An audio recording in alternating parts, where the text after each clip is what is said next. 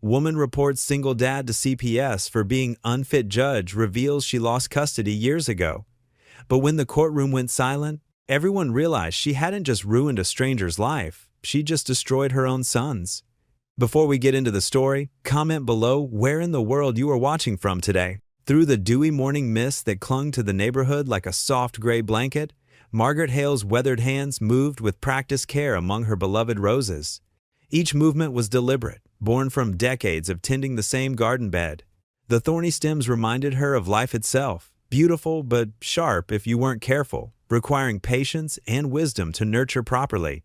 Her wide-brimmed gardening hat, faded from years of faithful service, shielded her pale blue eyes from the strengthening spring sunshine as she methodically pruned dead branches and loosened the rich, dark soil around each plant with her worn trowel. The peaceful morning rhythm, accompanied only by the distant chirping of robins and the gentle whisper of leaves in the breeze, broke suddenly with the rumble of an approaching truck. Margaret straightened slowly, one arthritic hand pressed against her lower back, and watched a battered moving van pull into the driveway next door. The diesel engine coughed and wheezed before falling silent. The Peterson house had stood empty for months after the elderly couple moved to Florida to be closer to their grandchildren, and Margaret had grown accustomed to the quiet solitude. She hoped the new neighbors would maintain the property as well as the previous owners had. Harold Peterson had always kept his grass trimmed to perfection and his flower beds meticulously weeded. A young man jumped down from the driver's seat with the restless energy of someone running on too little sleep and too much caffeine.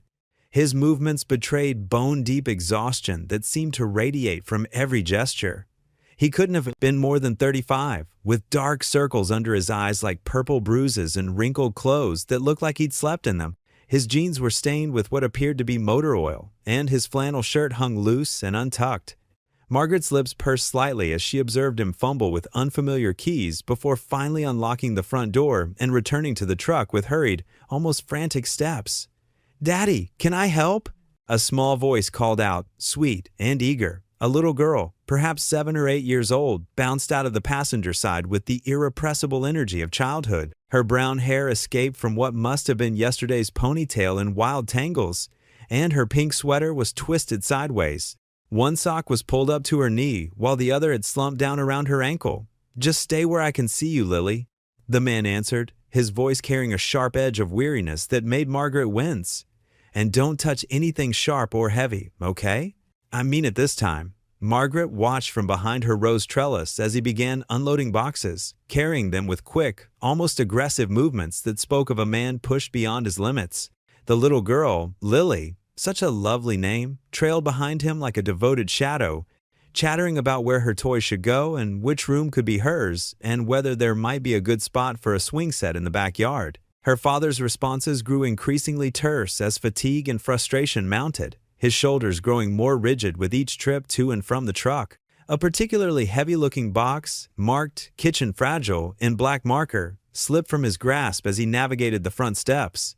His arms shook with the effort of holding it, but exhaustion won. The cardboard container crashed onto the concrete with a sickening thud, the bottom splitting open like a broken egg and spilling kitchen items across the walkway. Pots and pans clattered against the pavement in a symphony of metallic chaos, rolling in different directions.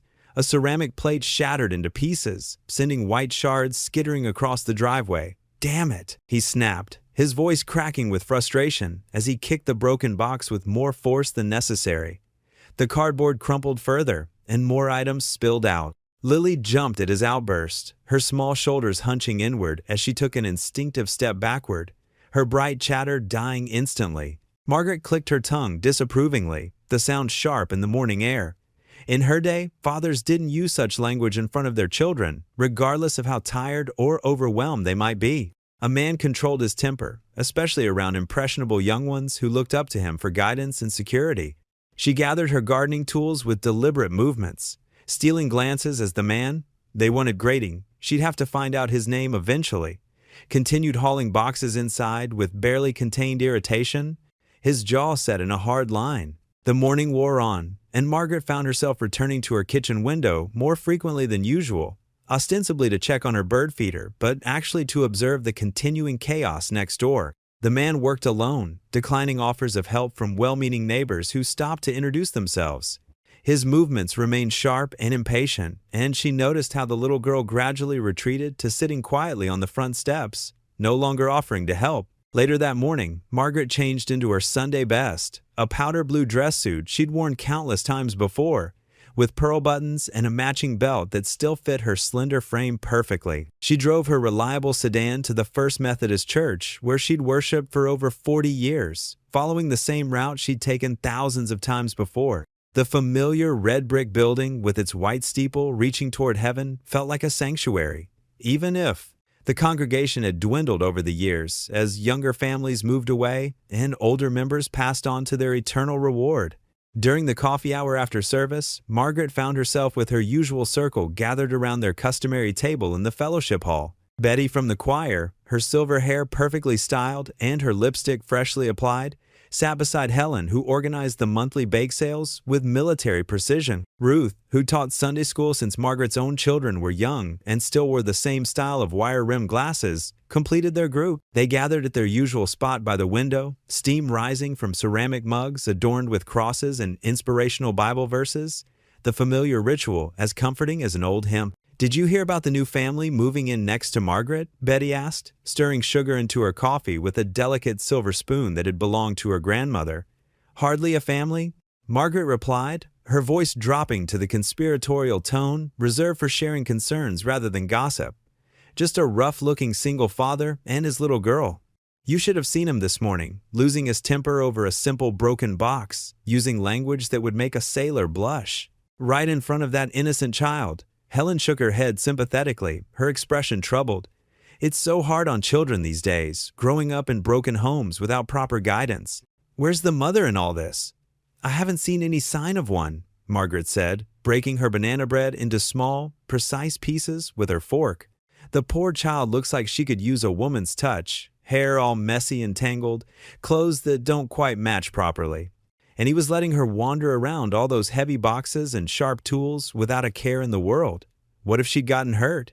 "Sometimes I wonder what this world is coming to," Ruth sighed, adjusting her glasses as she spoke. "Remember when families stayed together through thick and thin, went to church together every Sunday, raised their children with proper values and discipline?"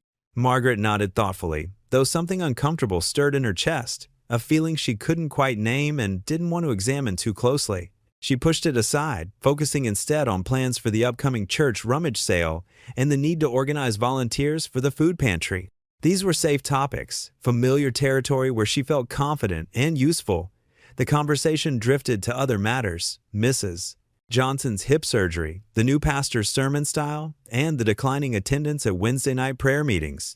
But Margaret's mind kept wandering back to the image of that little girl sitting alone on the front steps while her father struggled with his burdens, looking so small and uncertain in the midst of all that adult chaos. That evening, as twilight painted the sky in soft shades of purple and gold, Margaret sat in her favorite armchair by the living room window. The chair had been her late husband's, its worn fabric still holding the faint scent of his aftershave even after all these years. Her reading glasses were perched on her nose as she tried to focus on her Bible study materials. This week's lesson was on forgiveness and redemption, but her attention kept drifting to the house next door like a moth drawn to flame. Lights blazed from every window of the Carter house, a wasteful display that would certainly show up on their electric bill. In Margaret's day, you turned on only the lights you needed and turned them off the moment you left a room. Electricity cost money, and money didn't grow on trees, as her own mother had reminded her countless times during the lean years of the Depression. Through the gaps in her lace curtains, she watched as the young man, she'd overheard someone call him Evan Carter at the post office, carried a sleeping Lily from his car. The child's small body was limp, with exhaustion, her head lolling against his shoulder, one small sneaker dangling precariously from her foot. For a moment, his movements were gentle, careful not to wake her as he navigated the front walkway. He disappeared inside the brightly lit house, leaving the car door standing wide open and the keys dangling from the ignition like an invitation to thieves. A few minutes later, he emerged to close up the car, moving with the mechanical precision of someone going through motions without really thinking. Then he went back inside without checking that the front door was properly locked, leaving Margaret to wonder what kind of man was so careless about basic security with a young child in his care. Margaret set her Bible aside and stood at the window, counting the illuminated rooms with growing disapproval. Kitchen, living room, both upstairs bedrooms, even the basement, all lit up like a Christmas tree in July. She thought of her own careful upbringing of her children decades ago, the strict routines and attention to safety and security that had kept her family safe and sound. Bedtime stories at 8 sharp, teeth brushed and prayers said, doors locked and lights turned off in proper order. That child deserves better, she whispered to the empty room, her breath fogging the cool glass of the window. The words felt righteous on her tongue, justified by years of experience and wisdom. But something deeper, something she didn't want to examine too closely, made her stomach clench uncomfortably, like the echo of an old pain she thought she'd buried long ago. She turned away from the window with deliberate movements and began her evening routine of checking locks and turning off lights, trying to ignore the bright glow from next door that seemed to mock her careful, ordered habits and whisper questions she wasn't ready to answer. The morning sun warmed Margaret's shoulders as she methodically watered her prized flower beds. Her roses needed extra attention after yesterday's heat, and she took care to soak the roots thoroughly. The gentle spray from her watering can created rainbow prisms in the morning light. A small movement caught her attention. On the porch next door, a little girl in purple pajamas stood watching, her honey-brown hair still tousled from sleep. When their eyes met, Lily gave a tentative wave, then ducked her head shyly. Margaret lowered her watering can and smiled. "Good morning, sweetheart. You're up early." Lily inched closer to the railing, bare feet silent on the wooden boards. "I like watching the water make rainbows," she said softly. "Would you like to help me?" Margaret offered, gesturing to her flower bed. "These flowers get thirsty, just like we do." The child's face lit up, but she glanced uncertainly at her front door. "I should ask Daddy first, but he's still sleeping. He works lots." Margaret's smile faltered slightly. "Does he work late?" Lily nodded, trailing her fingers along the porch rail. "2 jobs. Sometimes he's really tired and forgets things, but he tries real hard." Her voice held a note of fierce defense despite its quietness. "That must be difficult for both of you," Margaret said carefully, noting how the child's shoulders seemed to carry an invisible weight. "I help when I can," Lily replied. "I can make my own breakfast now. And I only needed help with my shoes twice this week." Margaret's heart clenched. 7 was far too young to be so self-sufficient. Before she could respond, a crash sounded from inside the house, followed by muffled cursing. Lily's head snapped toward the door. "That's Daddy. He's late again." Moments later, Evan Carter burst out of the house, his tie askew and dark circles prominent under his eyes. He nearly tripped over Lily's backpack on the porch. "Come on, kiddo, we're running behind. Where are your shoes?" "By the couch," Lily answered, already heading inside. Margaret watched as Evan ran his hands through his disheveled hair, checking his billich phone with frantic movements. 5 minutes later, he was hustling Lily toward his truck, the child struggling to keep up with his long strides. "Wait!" Lily called out, pointing back at the house. "My lunch!" "Shoot," Evan muttered, glancing at his watch. "We'll grab something on the way." "I can't be late again." He helped Lily into the truck and slammed the door, tires squealing as they pulled away.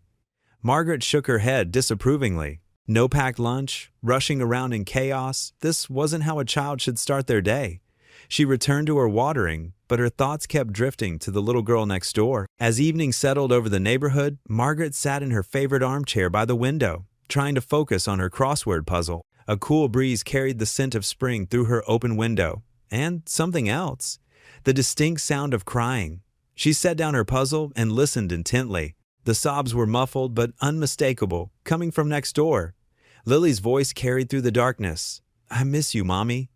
Margaret's hands trembled as she stood. The crying continued, punctuated by hiccuping breaths. No sounds of comfort came from the house. No father's soothing voice, no gentle reassurance. Just a little girl's loneliness echoing in the night. In her kitchen, Margaret's fingers traced the edges of her phone. The number for Child Protective Services lay written on a napkin before her, the blue ink stark against the white paper. She'd looked it up after dinner, telling herself it was just in case, just to be prepared. The sound of more crying drifted through her window. Margaret stared at the number, her heart heavy with indecision. Was she overreacting, or was she witnessing real neglect? The morning's chaos, the forgotten lunch, the constant exhaustion, and now this? A child crying alone in the dark. Her own memories of raising a child felt distant now, but she remembered the fundamental necessities: stability, attention, proper care. From what she'd seen, Lily had none of these. Margaret sat at her kitchen table, the napkin before her like a judgment waiting to be passed. The number seemed to grow larger the longer she stared at it, its implications weighing heavier with each passing moment. Rain pelted against Margaret's kitchen window, creating rivulets that distorted her view of the house next door. Her hands trembled as she held the wrinkled napkin with the Child Protective Services number. She'd carried it in her pocket for 3 days, taking it out occasionally to stare at the digits before losing her nerve. But this morning had been the final straw. She'd watched little Lily trudge to the bus stop in the rain without a proper jacket, her hair uncombed and her shoelaces untied. The child had nearly slipped twice on the wet sidewalk. Margaret's finger hesitated over the keypad of her old landline phone. The sound of each number being dialed seemed to echo through her quiet house. Her heart pounded as the line began to ring. "Child Protective Services, how may I help you?" The woman's voice was professional and calm. Margaret cleared her throat. "Yes, I need to report something." She twisted the phone cord around her finger, a nervous habit she'd never outgrown. "It's about my new neighbor and his daughter. Can you tell me what you've observed?" "The father, he's always rushing off to work, leaving her to wait for the school bus alone." Margaret's words tumbled out faster now. "This morning, she didn't even have a raincoat. And yesterday, I heard her crying through the window, but he just ignored it. The poor child's clothes never match, and her hair is always a mess." The social worker's typing could be heard in the background. "How old is the child?" 7, I believe. Her name is Lily Carter." "And the father's name?" "Evan Carter. They just moved in next door about a week ago." More typing. "Has there been any evidence of physical abuse?" "No, nothing like that," Margaret admitted. "It's more negligence. He seems overwhelmed, always angry and snapping at her. I don't think she's getting proper care." "I understand your concerns," the worker said. "We take all reports seriously. Can I have your name and contact information?" Margaret hesitated before providing her details. The worker assured her the information would remain confidential. After hanging up, Margaret sank into her kitchen chair, her hands still shaking. She'd done the right thing, hadn't she? The image of Lily's small figure in the rain strengthened her resolve. Better to be safe than sorry when it came to a child's welfare. The rain continued steadily through the afternoon. Margaret tried to focus on her crossword puzzle, but her eyes kept drifting to the window. Around 3 o'clock, a county car pulled up in front of Evan's house. A woman in a dark blazer stepped out, clutching a portfolio to her chest as she hurried through the rain. Margaret's stomach clenched as she watched the social worker knock on Evan's door. She moved closer to her window, partially hidden behind her lace curtains. The door opened, and she could see Evan's confused expression turn to something darker as the woman showed her identification. For the next hour, Margaret remained at her post, watching shadows move past Evan's windows. She saw the social worker walking through different rooms, taking notes. At one point, she glimpsed Evan gesturing animatedly, his face tight with emotion. "It's for the best," Margaret whispered to herself, though the words felt hollow in her quiet house. Finally, the front door opened again. The social worker emerged, her face unreadable as she spoke a few last words to Evan. He stood in the doorway, rigid and pale, his hands clenched at his sides. As the county car pulled away, he remained there, staring after it. Then, slowly, his head turned toward Margaret's house. Their eyes met through the rain-streaked air between their properties. The look he gave her was filled with such raw betrayal and fury that she instinctively stepped back from the window. He knew. Somehow, he knew she had made the call. Margaret's knees felt weak as she sank into her armchair, her heart hammering. The rain continued its steady drumming on the roof, but it couldn't drown out the voice in her head asking if she'd just made a terrible mistake. Through her window, she could still see Evan standing in his doorway, his silhouette dark against the light inside. His shoulders were slumped now, defeat replacing the anger in his posture. He looked like a man who had just lost everything. Margaret watched as he finally turned and went back inside, closing the door with a quiet click that somehow seemed louder than if he had slammed it. The sound carried a finality that made her shudder. The rain grew heavier, drowning out all other sounds, but Margaret remained in her chair, staring at the house next door. The weight of what she'd done settled over her like a heavy blanket, and for the first time since making the call, she allowed herself to wonder if her concerns had been overblown. if she had seen what she wanted to see rather than what was really there, but it was too late now. The wheels she had set in motion would continue to turn, regardless of her growing doubts. The morning dawned gray and cold, with thick clouds hanging low over the neighborhood like a wool blanket. Margaret stood at her kitchen sink, methodically washing the breakfast dishes she'd barely touched. The warm soapy water felt good against her weathered hands, but it couldn't wash away the knot of unease that had settled in her stomach since yesterday's phone call. She was drying a coffee mug when heavy footsteps thundered across her front porch. The sound made her heart skip deliberate, angry steps that shook the old wooden boards. The doorbell rang once, sharp and demanding. Then again, this time held down longer, the chime echoing through her quiet house with angry insistence. Margaret set down the dish towel with trembling fingers and made her way to the front door.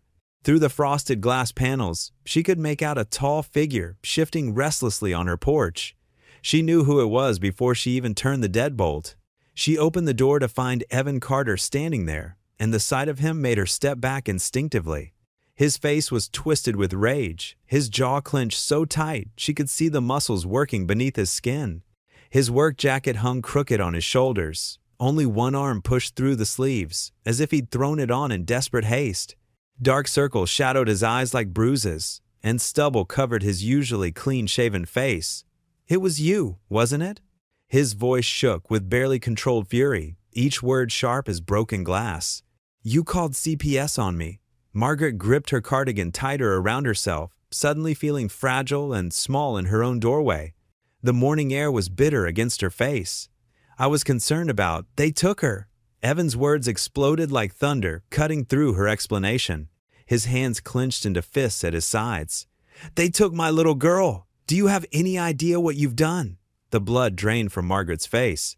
She stepped back another pace, her hand flying instinctively to her throat. "What? No, they weren't supposed to." "To what? To actually do their job?" He stepped closer, towering over her small frame, his eyes burning with a fury that made her heart race. "They showed up at her school yesterday afternoon, pulled her right out of her second-grade classroom in front of all her friends, called it a temporary evaluation period while they investigate the complaint." His voice cracked on the last word. "My daughter is sleeping in a stranger's house right now because you couldn't mind your own business." Margaret felt the walls of her safe, ordered world crumbling around her. This wasn't what she'd intended. She'd pictured a gentle intervention, maybe some resources offered to help. Not this, never this. "I only wanted to help," she whispered, her voice barely audible above the wind. "I saw how she was always alone, waiting for the bus, and her clothes." "Her clothes?" Evan laughed, but it was a bitter sound, full of pain and disbelief. "She picks them out herself every morning because it makes her feel independent, because I'm trying to teach her to be strong and capable. And yes, sometimes her hair is messy because I'm still learning how to braid it properly. Her mother died when she was born, and I'm doing the best I can with what I've got." The words hit Margaret like physical blows. She could see the exhaustion etched in every line of his face, the desperation of a man pushed beyond his limits. Tears welled in her eyes, blurring her vision. "I'm so sorry I didn't know." "No, you didn't know anything." His voice rose, then cracked with emotion. "But you judged me anyway. You watched us through your window like we were some kind of entertainment, making up stories about what kind of father I am." He ran a trembling hand through his disheveled hair. "I work 2 jobs to keep a roof over her head construction during the day, stocking shelves at night. I leave those lights on because she's afraid of the dark after losing her mom. I iron her little uniforms every Sunday night. I read her 3 bedtime stories even when I can barely keep my eyes open. Everything I do, every minute of every day, every ounce of strength I have, is for her. And now," his voice broke completely. "Now she's gone." Margaret reached out instinctively, her heart breaking at the raw pain in his voice. She wanted to comfort him, to somehow take back what she'd done. But Evan jerked away from her outstretched hand as if her touch would burn him. "Don't." His voice was cold as winter ice. "You've done enough damage. I hope you're happy with yourself, playing neighborhood watchdog. I hope it helps you sleep at night, knowing you've destroyed a little girl's sense of safety." He turned and strode away, his footsteps echoing hollowly on the sidewalk. Margaret remained standing in her doorway, her hands still outstretched to empty air, watching his retreating figure until he disappeared around the corner. The morning wind cut through her thin cardigan, chilling her to the bone. Inside her house, the silence pressed in like a physical weight, heavier than anything she'd ever felt. The familiar comfort of her home felt alien now, tainted by what she'd done. She moved through her rooms in a daze, her slippered feet silent on the hardwood floors. She straightened doilies that didn't need straightening, rearranged books that were already perfectly aligned, anything to keep her hands busy and quiet the roar of guilt that thundered in her mind. Her daily routines felt meaningless now. The cheerful yellow kitchen seemed to mock her. The carefully tended plants on her windowsills looked wilted despite their perfect health. Even the afternoon light streaming through her lace curtains seemed dimmer than usual. As she passed the hall mirror, the same ornate piece that had belonged to her mother, a flash of memory stopped her cold. Another social worker, another front door, but this time she was the parent being judged. The recollection hit her like a physical blow, stealing her breath and making her legs wobble. She reached out blindly for support and sank onto her floral ottoman, her whole body trembling. The memory was so vivid she could smell the stale cigarette smoke that had clung to her clothes, could feel the pounding headache that had made every sound feel like nails on a chalkboard. She'd stood in that same doorway, watching them drive away with her precious boy, too numb and broken to even cry. Margaret pressed her hands to her temples, trying desperately to push back the flood of memories she'd spent decades burying.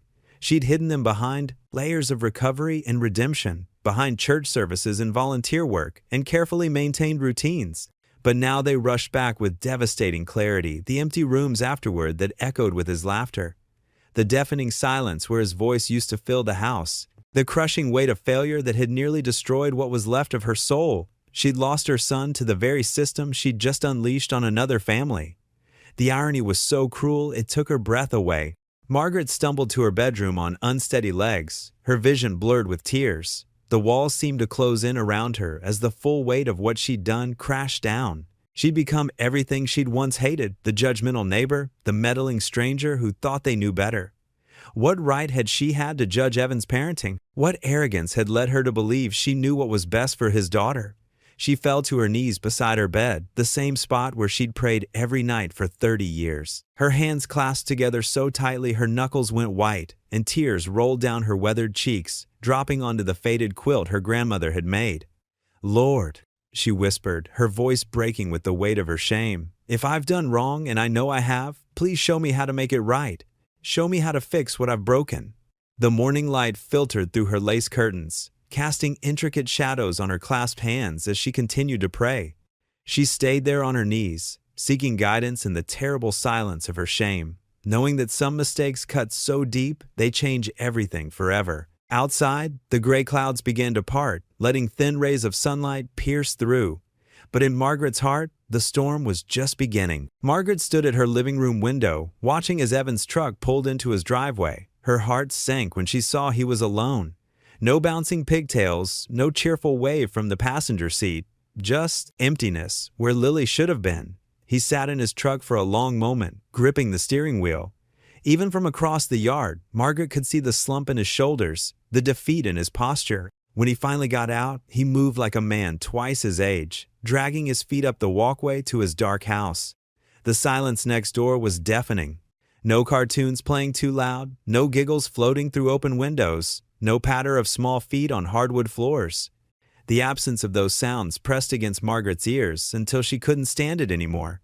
She turned away from the window and walked to her kitchen, wringing her hands.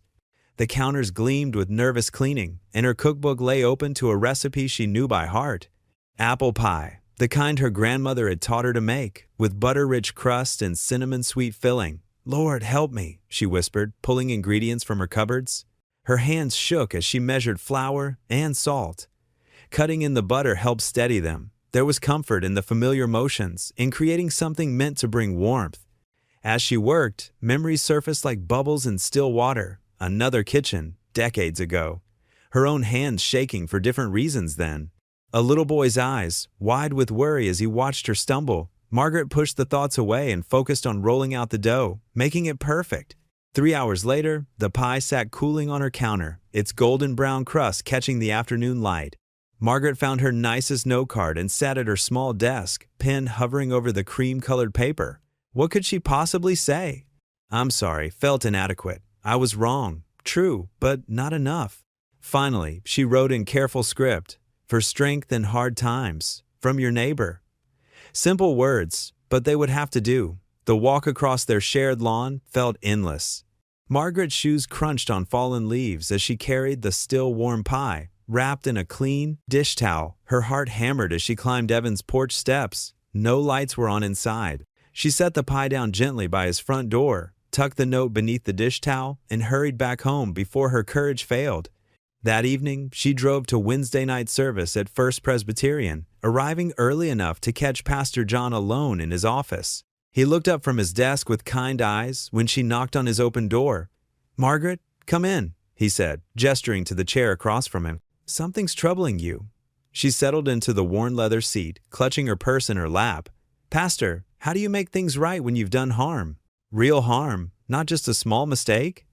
He studied her face, taking in the worry lines around her eyes, the trembling in her voice. "This is about your new neighbor?" Margaret nodded, tears threatening. "I thought I was helping.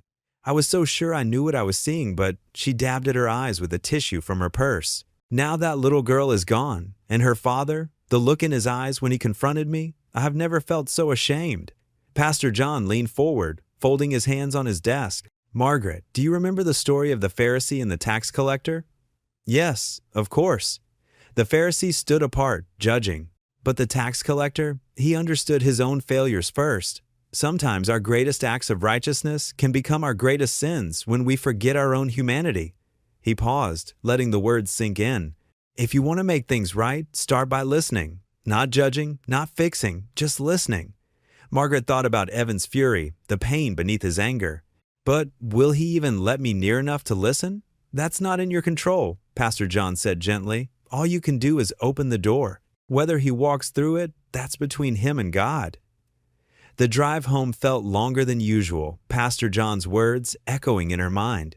When she pulled into her driveway, she noticed Evan's porch light was on. The pie was gone from where she'd left it. Through her kitchen window, she watched as Evan's shadow moved behind his curtains. He appeared in his kitchen, visible through the window that faced her house. He stood at his counter, looking down at the pie she'd left. His hands rested on either side of the dish, and for a moment, Margaret thought he might pick it up and throw it in the trash. Instead, he reached for a knife in his drawer, cut a slice, found a fork. Margaret let out a breath she hadn't realized she'd been holding. She turned away to give him privacy, but her heart felt a fraction lighter. It wasn't forgiveness, not even close, but maybe it was a start.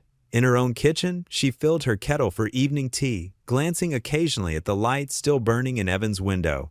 The silence next door still ached, but it felt different now, less like judgment, more like waiting. Waiting for hearts to soften, for wounds to begin their slow healing. She thought of Lily, somewhere in a strange bed tonight, probably missing her father terribly. The weight of what she'd set in motion pressed heavy on Margaret's shoulders. But Pastor John was right. She couldn't fix this with grand gestures or good intentions. She could only open doors, extend small kindnesses, and pray they would be accepted. Margaret fixed her tea and carried it to her favorite chair by the window. The autumn evening was settling in, painting the sky in deep purples and blues. Across the yard, Evan's kitchen lights still glowed, a lonely beacon in the gathering dark.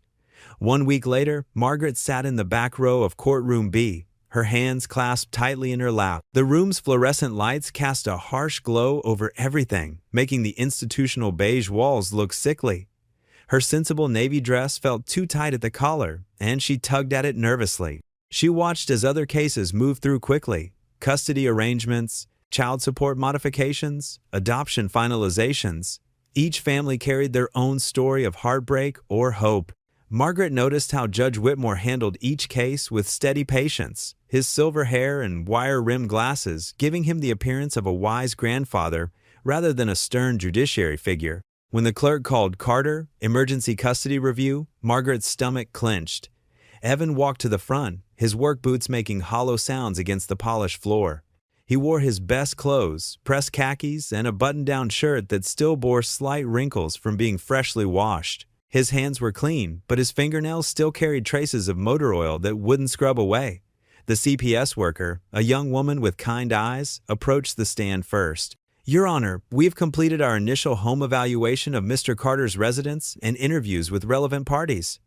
Judge Whitmore nodded, reviewing papers before him. Please proceed. While Mr. Carter's schedule is demanding, we found no evidence of neglect. The home is clean, there's adequate food, and Lily's basic needs are well met. He appears stressed but deeply committed to his daughter's welfare. Evan stood straighter at these words. When it was his turn to speak, his voice carried the weight of desperation and determination. Your Honor, I work 2 jobs because I have to. The morning shift at the auto shop and evening maintenance at the mall. His voice cracked slightly. Since my wife died, it's been hard. But everything I do is for Lily. She's all I have. He pulled a worn envelope from his pocket. These are her drawings from the last week in foster care. She doesn't understand why she can't come home. She's scared and confused. His hands trembled as he held the papers. I'm not perfect, but I love my daughter. She's safe with me. She's loved. Margaret felt tears welling up. She hadn't known about his wife, hadn't bothered to learn his story before. Judging him, the shame sat heavy in her chest.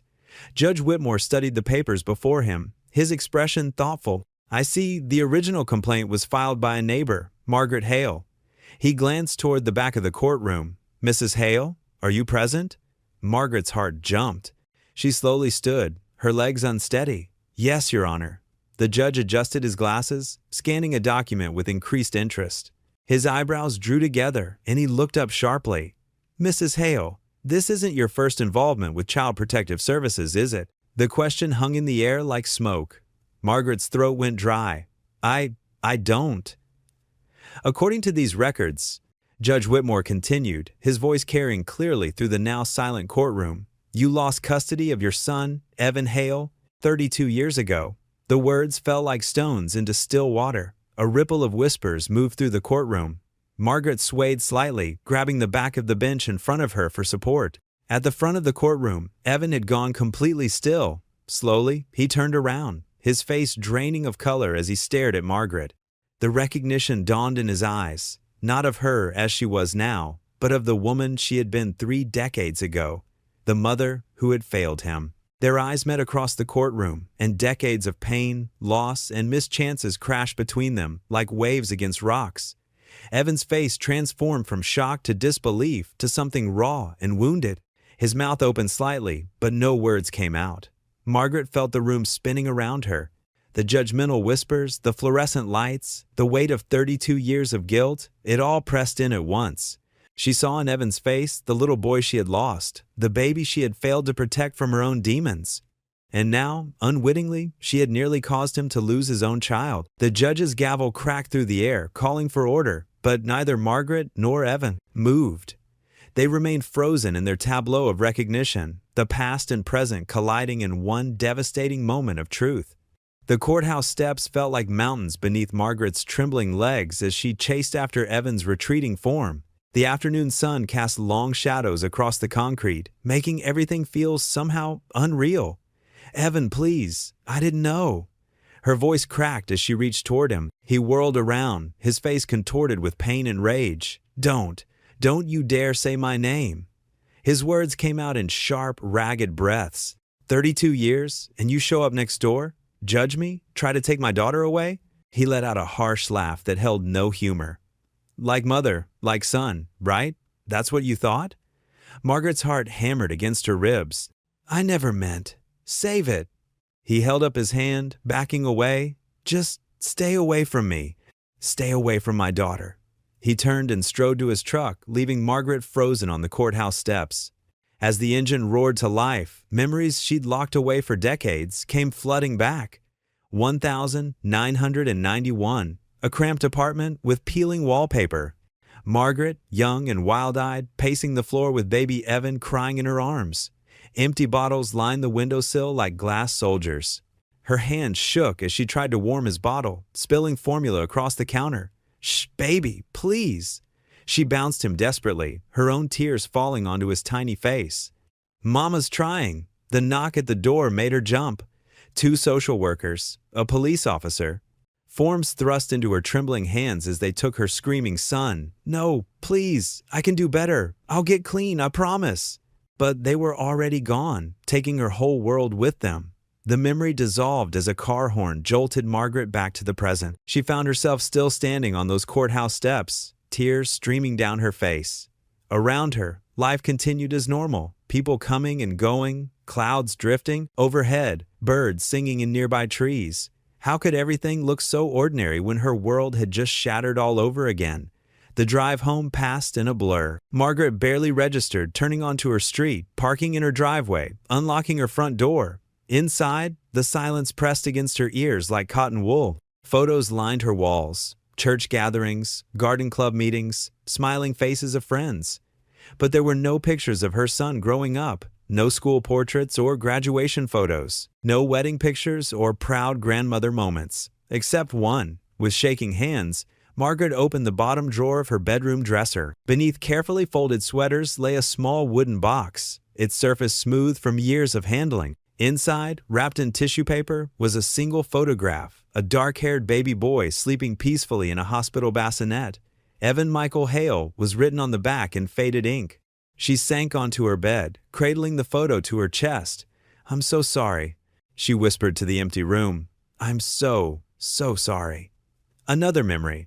6 months in rehab, a year of AA meetings, 2 years clean, 5 years, 10. Letters sent through social services that were never answered, birthday cards returned unopened, hope fading like old ink. The sky outside her window gradually shifted from afternoon gold to dusky purple to inky black.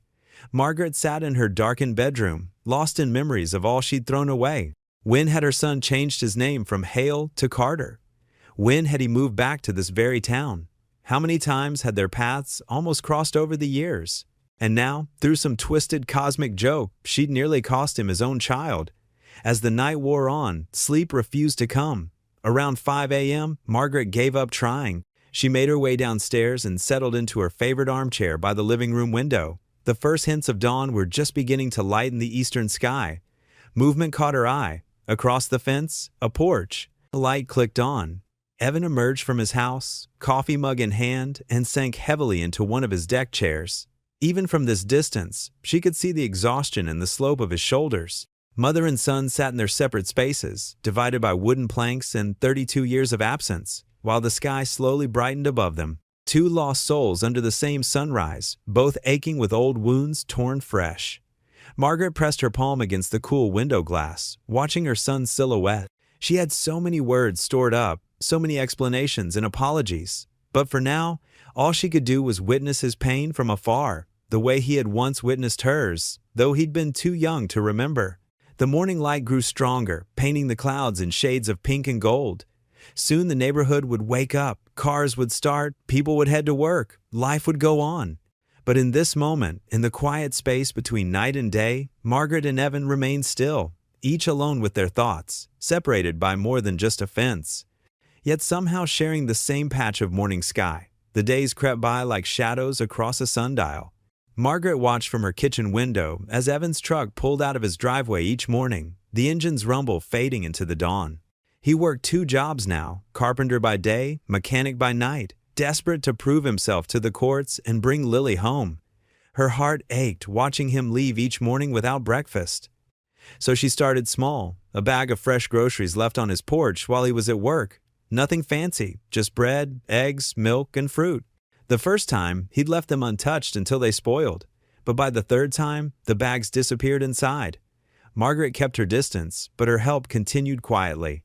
She'd noticed little things, a torn screen door, burnt-out porch lights, overgrown grass. While Evan was gone, she'd arranged for repairs or handled them herself. The local handyman knew her well now, though she always swore him to secrecy about who was paying. One Tuesday, an envelope appeared in Evan's mailbox containing exactly enough to cover Lily's overdue school lunch account. The next week, her winter coat came back from the cleaners mysteriously paid for, with the torn lining mended. Small kindnesses, delivered anonymously, began following Evan like invisible footprints. He never acknowledged them directly, but Margaret noticed how his shoulders seemed a little less burdened each time he came home to find another problem solved. She knew he suspected her. How could he not? But neither of them spoke of it, until the fence. It had been weathered for years, the wooden slats graying and splintered between their yards. One particular board had come loose in the last storm, hanging at an awkward angle. Margaret had watched Evan eye it with frustration several times, but he never had the time to fix it between shifts.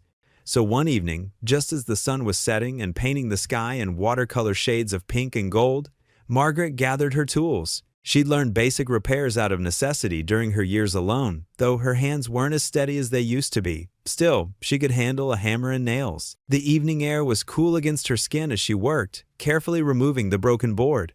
She'd already measured and cut a replacement piece, painted to match the weathered gray. Her movements were slow but deliberate as she positioned the new board. She was so focused on holding the board steady while reaching for her hammer that she didn't hear Evan's truck pull up. It wasn't until his shadow fell across her work that she realized he was standing there, still in his carpenter's work clothes, watching her. Margaret's hands trembled slightly, but she didn't stop working. She couldn't meet his eyes, so she kept her gaze on the fence, tapping the nail carefully into place. The rhythmic sound of metal striking metal filled the silence between them. "You don't need to do that," Evan finally said. His voice wasn't angry anymore, just tired, maybe a little confused. Margaret paused, the hammer hovering mid-strike. She took a deep breath, feeling the weight of decades of regret pressing down on her shoulders. When she spoke, her voice was barely above a whisper, but it carried clearly in the evening stillness. "I do." Those two simple words held everything she couldn't say. "I'm sorry. I failed you. I want to make it right. I love you still." She resumed her work, tapping the nail home with gentle precision. The board settled into place, strong and secure, filling the gap that had existed for so long. Like the space between them, it wasn't perfect. You could still see where the old wood met the new, but it was mended. Evan stood there a moment longer, his shadow stretching across the grass as the sun sank lower. Margaret could feel his presence, solid and real, closer than he'd been since that day in court. She wanted to turn around, to look at his face, to see if there was any softening in his eyes, but she didn't. Some wounds needed time to heal, and some distances could only be crossed in the smallest of steps. Finally, his work boots scraped against the concrete as he turned away. Margaret listened to his footsteps receding, followed by the sound of his front door opening and closing. Only then did she allow herself to rest, leaning against the newly repaired fence as the first stars began to appear in the darkening sky. The evening crickets began their chorus, a gentle backdrop to her quiet work as she gathered her tools. The air had grown cooler, carrying the sweet scent of blooming jasmine from her garden. As she packed up her toolbox, she noticed a small detail. The porch light on Evan's house had been turned on, casting a warm glow across both their yards. He'd never left it on for her before. The phone call came on a Tuesday afternoon. Margaret was pruning her roses when she heard Evan's voice, loud and clear through his open window. Yes, I understand. Supervised visits at first? Thank you so much." Her pruning shears froze mid-cut. She held her breath, hardly daring to hope. Then came the sound she'd been praying for, Evan's laugh, bright and disbelieving, followed by the clatter of his keys as he rushed out to his truck. 2 hours later, Margaret's hands trembled as she washed dishes at her kitchen sink. The familiar rumble of Evan's truck grew louder, then cut off. She couldn't help herself. She moved to the window, dish towel clutched in her weathered hands. Evan practically leaped from the driver's seat.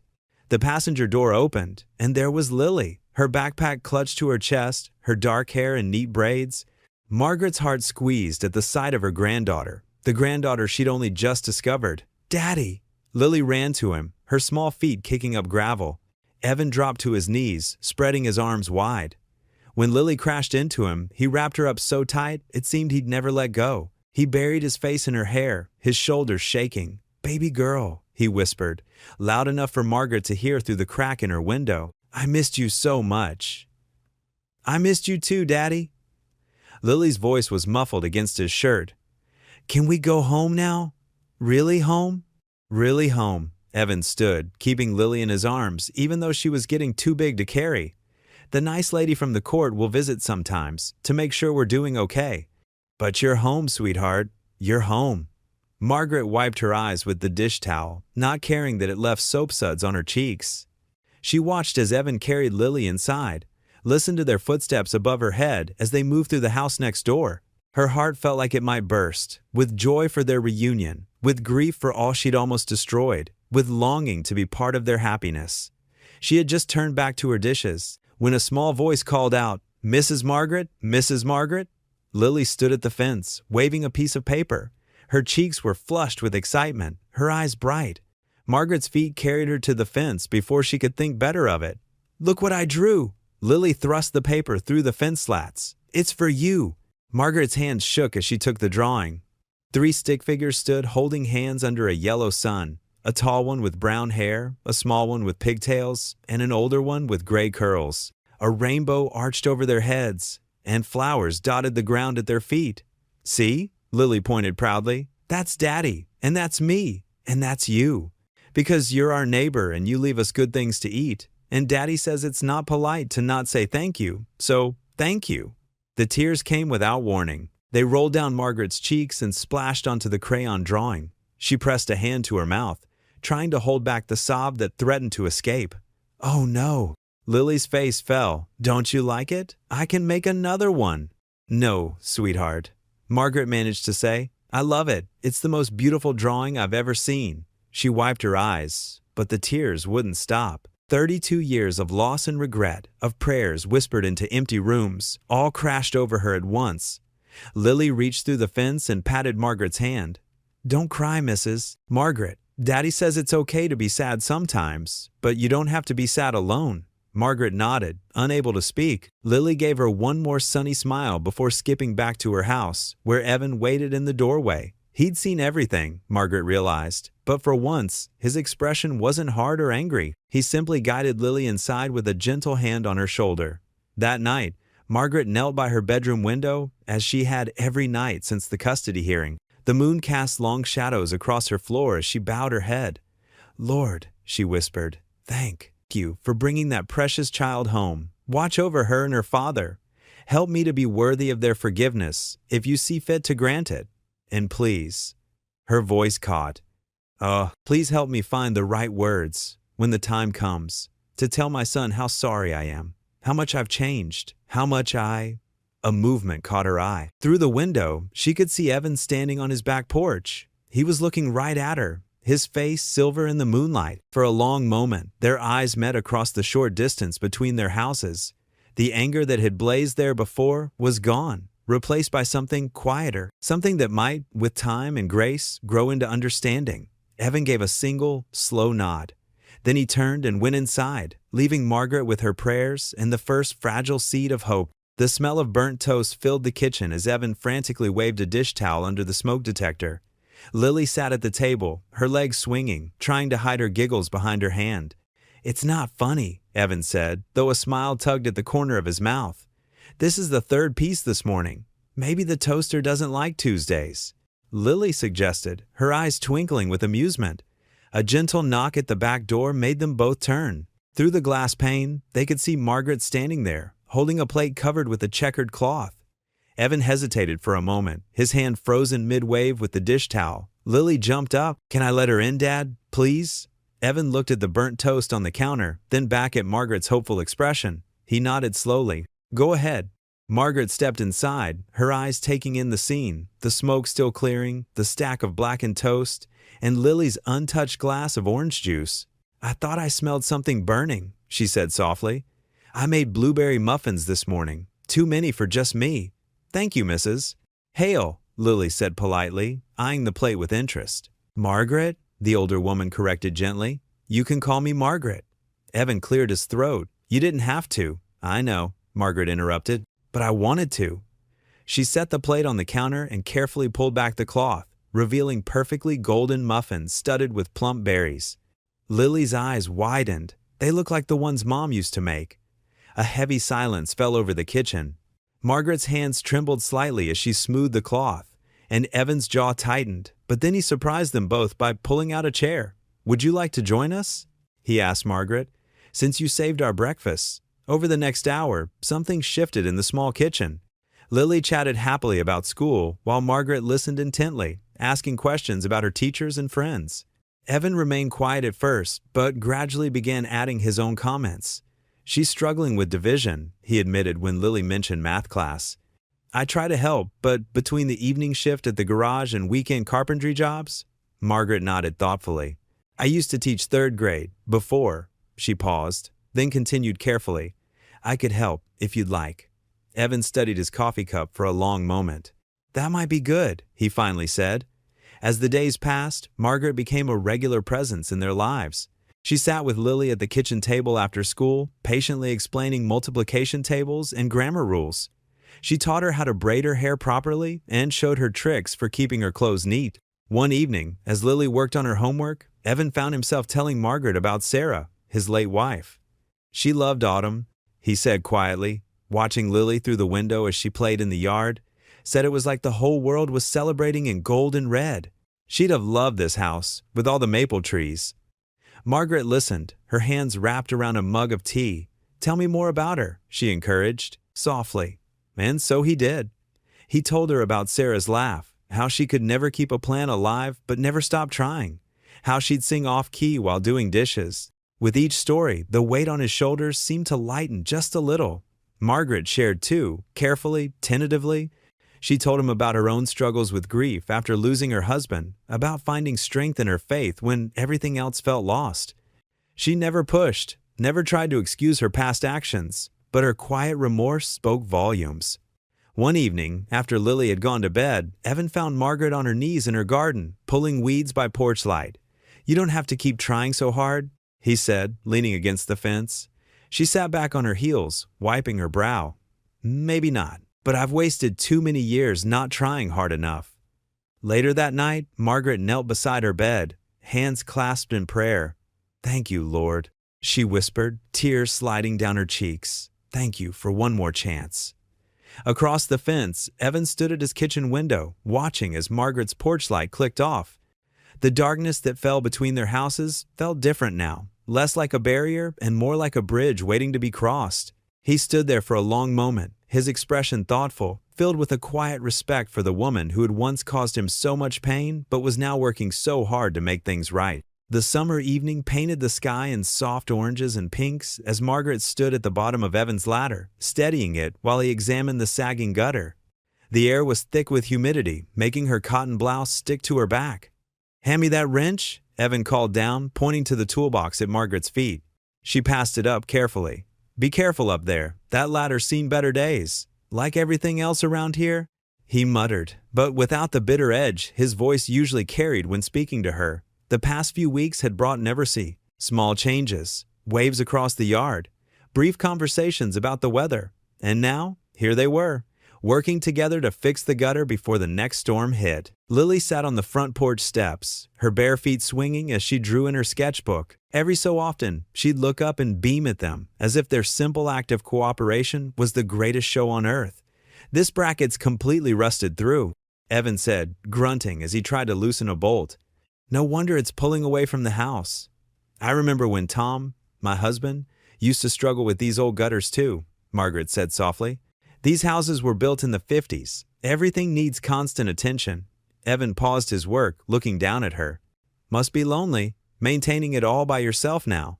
"It is," she admitted, "but keeping busy helps. Especially in the early days of sobriety, it gave me something to focus on besides." She trailed off, realizing what she'd said. The wrench stopped moving. For a moment, only the chirp of crickets filled the silence. "How long?" Evan asked quietly. 28 years, 4 months, and 12 days, Margaret replied. She didn't need to check. She knew the number as surely as she knew her own name. "But I still count. Every day matters." Evan climbed down a few rungs, then sat on the ladder, wrench dangling from his hand. "That's a long time. Not long enough to make up for what I lost." Margaret's eyes drifted to Lily, then back to Evan. "Some days, the guilt still feels fresh as yesterday." "I know about guilt," Evan said, wiping sweat from his forehead with his sleeve. "Every time Lily asks about her mother, every time I have to rush her through breakfast to get to work, every time I'm too tired to read her a bedtime story." He shook his head. "Sometimes I feel like I'm failing her every single day." "You're not failing her," Margaret said firmly. "I see how hard you try, how much you love her. Sometimes love isn't enough, though, is it?" His voice cracked slightly. "Sometimes you can love someone with everything you have and still mess it all up." Margaret's hands tightened on the ladder. "Yes, but sometimes you get a second chance to make it right." Evan climbed down the rest of the way, setting the wrench in the toolbox. "You know what the hardest part is? The loneliness. Having no one to talk to about it all. The other parents at school, they look at me with pity or judgment. They don't understand what it's like. To feel like you're constantly walking a tightrope, Margaret finished. One wrong step and everything falls apart. Exactly.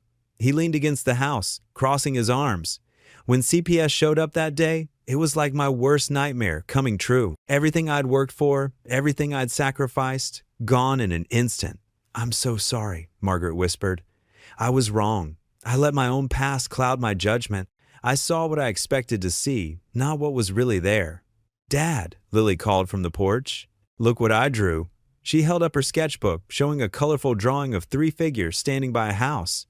Evan walked over to examine it, a small smile softening his features. That's beautiful, sweetheart. Is that us? Uh-huh. You and me and Mrs. Margaret fixing the house together, Lily beamed. Can we have lemonade now? It's hot out here. Of course. Evan glanced at Margaret. Would you like to join us? Margaret's heart swelled at the simple invitation. I'd love to. As they sat on the porch, sipping cold lemonade and watching the sunset paint the sky deeper shades of gold, Margaret felt something shift between them, like a heavy weight beginning to lift. Lily chattered about her drawing, explaining every detail with the earnest enthusiasm only a child could muster. Later, after Lily had gone inside to get ready for bed, Margaret gathered her courage. I made something for you, she said, retrieving a small package from her pocket. You don't have to accept it, but... She handed Evan the carefully wrapped wooden cross, her fingers trembling slightly. Attached was a note that read, Grace is the bridge between hearts. The school secretary's voice crackled through Evan's phone. Mr. Carter, Lily's running a high fever. She's in the nurse's office. Evan's heart jumped into his throat. He dropped his wrench, letting it clatter against the garage floor where he'd been fixing a customer's cabinet. I'll be right there. The drive to school felt endless. When he arrived, Lily sat curled up in a plastic chair, her face flushed and hair damp with sweat. Her normally bright eyes were glassy and unfocused. Daddy, she whimpered, reaching for him. Her small hand burned against his palm. I've got you, sweetheart. He scooped her up, her body radiating heat through her clothes. The school nurse handed him her backpack with worried eyes. Her temperature's 104. She needs medical attention right away. The emergency room was crowded, but they took one look at Lily's fever and rushed her back. Evan paced the hallway as doctors ordered tests and nurses drew blood. Words like infection and severe floated around him, making his hands shake. Meanwhile, at the Wednesday evening church service, Margaret sat in her usual pew when Emily Rogers, a nurse from the hospital, slipped in beside her. They just brought your granddaughter in, Emily whispered. High fever, possible blood infection. Evan's there alone. Margaret's hymnal dropped to the floor. Without a word, she grabbed her purse and hurried out, her sensible shoes clicking against the wooden floor. At the hospital, she found Evan in the waiting room, his head in his hands. He looked up when she approached, too worried about Lily to maintain his usual guardedness. What are they saying? She asked softly. They need to give her a transfusion, he said, his voice rough. Some kind of bacterial infection. They're testing people now, trying to find a match. Margaret straightened her shoulders. Test me. Evan blinked. What? Test me. I might be compatible. She was already walking to the nurse's station before he could respond. Emily Rogers took her information, then drew blood with gentle efficiency. We'll know soon, she promised. The wait was excruciating. Margaret sat across from Evan, both of them watching the clock tick. She found herself praying, not just for Lily, but for the broken pieces of their family to somehow mend. Finally, Emily returned with a smile. Mrs. Hale, you're a match. Would you be willing to donate? Of course, Margaret said immediately. She followed Emily to the donation room, rolling up her sleeve. As the needle slipped into her arm, she thought about all the times she'd failed her son. This time, she could do something right. The procedure took about an hour. Margaret felt a bit dizzy afterward, but insisted on staying. She watched through the window as Lily received the transfusion, her small form dwarfed by the hospital bed. Hours passed. The fever began to break, color returned to Lily's cheeks, and her breathing eased. Around midnight, she finally fell into a peaceful sleep. Evan hadn't left her side, but now he stood and gestured to Margaret. Let's get some coffee. The hospital cafeteria was nearly empty. Fluorescent lights hummed overhead as they sat with their styrene cups. The coffee was bitter, but Margaret barely tasted it. You didn't have to stay, Evan said quietly. Yes, I did. Margaret wrapped her hands around the warm cup. I've missed too much already. Silence stretched between them, filled with decades of absence. Then Evan spoke, his voice barely audible. "I used to imagine you'd come find me when I was in foster care." He stared into his coffee. "I'd make up stories about why you left, convince myself you were coming back." Margaret's throat tightened. "I tried. After I got clean. But you'd been adopted, record sealed. Then I heard you'd changed your name to Carter, my adoptive family's name." He took a shaky breath. "I thought it would help me forget." "Did it?" "No." He looked up at her, eyes shining with unshed tears. "Nothing ever did." Margaret reached across the table, hesitating before touching his hand. This time, he didn't pull away. "I know sorry isn't enough," she whispered. "But I am. Every day, I am." Evan's fingers tightened around hers. His voice cracked as he said, "Thank you, Mom." Margaret's heart soared at that single word. She stood, arms opening uncertainly. Evan rose and stepped into her embrace. They stood there in the quiet cafeteria, holding each other as years of pain began to slowly, finally heal. Through her tears, Margaret caught sight of their reflection in the dark window, mother and son, together again at last. Sometimes, she realized, love found its way home through the most unexpected paths. The late summer breeze rustled through Margaret's garden as she gathered fresh tomatoes and herbs for dinner. Her basket was nearly full, each vegetable carefully chosen for the chicken soup she planned to make. These days, cooking for three had become a joy she never thought she'd experience again. Inside Evan's kitchen, the afternoon sun painted warm squares on the linoleum floor. Lily sat at the table, her colored pencils scattered across her homework as she drew instead of doing math. Her cheeks had their healthy pink glow back after the hospital scare, and Margaret thanked God silently for that blessing every time she saw her granddaughter smile. "What are you drawing, sweetheart?" Margaret asked, setting her basket on the counter. "Our family." Lily held up the paper proudly. 3 stick figures stood holding hands, one tall with brown hair, one small with pigtails, and one with silver hair and a big smile. Margaret's heart swelled as she washed the tomatoes. She heard Evan's heavy footsteps coming down the stairs, and the sound no longer filled her with dread or shame. "Something smells good already," he said, running a hand through his damp hair. He'd just showered after work, looking more relaxed than she'd seen him in weeks. "Just wait until the soup's actually cooking." Margaret replied with a gentle laugh, "Would you mind chopping these while I start the broth?" They worked together in comfortable silence, the kind that comes only after walls have crumbled and bridges have been built. Lily hummed to herself, adding splashes of color to her drawing. "I found some old photos yesterday," Evan said suddenly, wiping his hands on a dish towel. Would you like to see them?" Margaret's knife paused over a carrot. "I'd love to." Evan disappeared upstairs and returned with a worn shoebox. He cleared a space at the table, and Margaret sat beside him while Lily peered over their shoulders. "This was Sarah," he said softly, pulling out a photograph of a young woman with auburn hair and Lily's same bright eyes. Lily's mother. "This was at our wedding." Margaret touched the photo's edge carefully, as if it might dissolve under her fingers. "She was beautiful," she whispered. "Lily has her smile." "Yeah, she does." Evan's voice was thick with emotion. He showed her more pictures. Sarah pregnant with Lily, their first apartment together, holidays with her family. I haven't shown these to anyone since."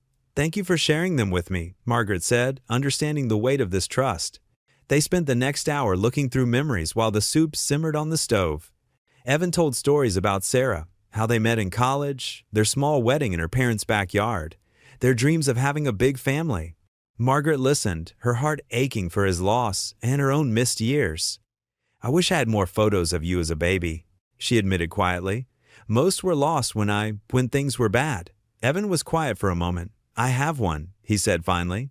"The social worker gave me a file when I turned 18. There's a picture in there of you holding me at the hospital." Margaret's eyes filled with tears. "I remember that day. You were so small, and I was so scared.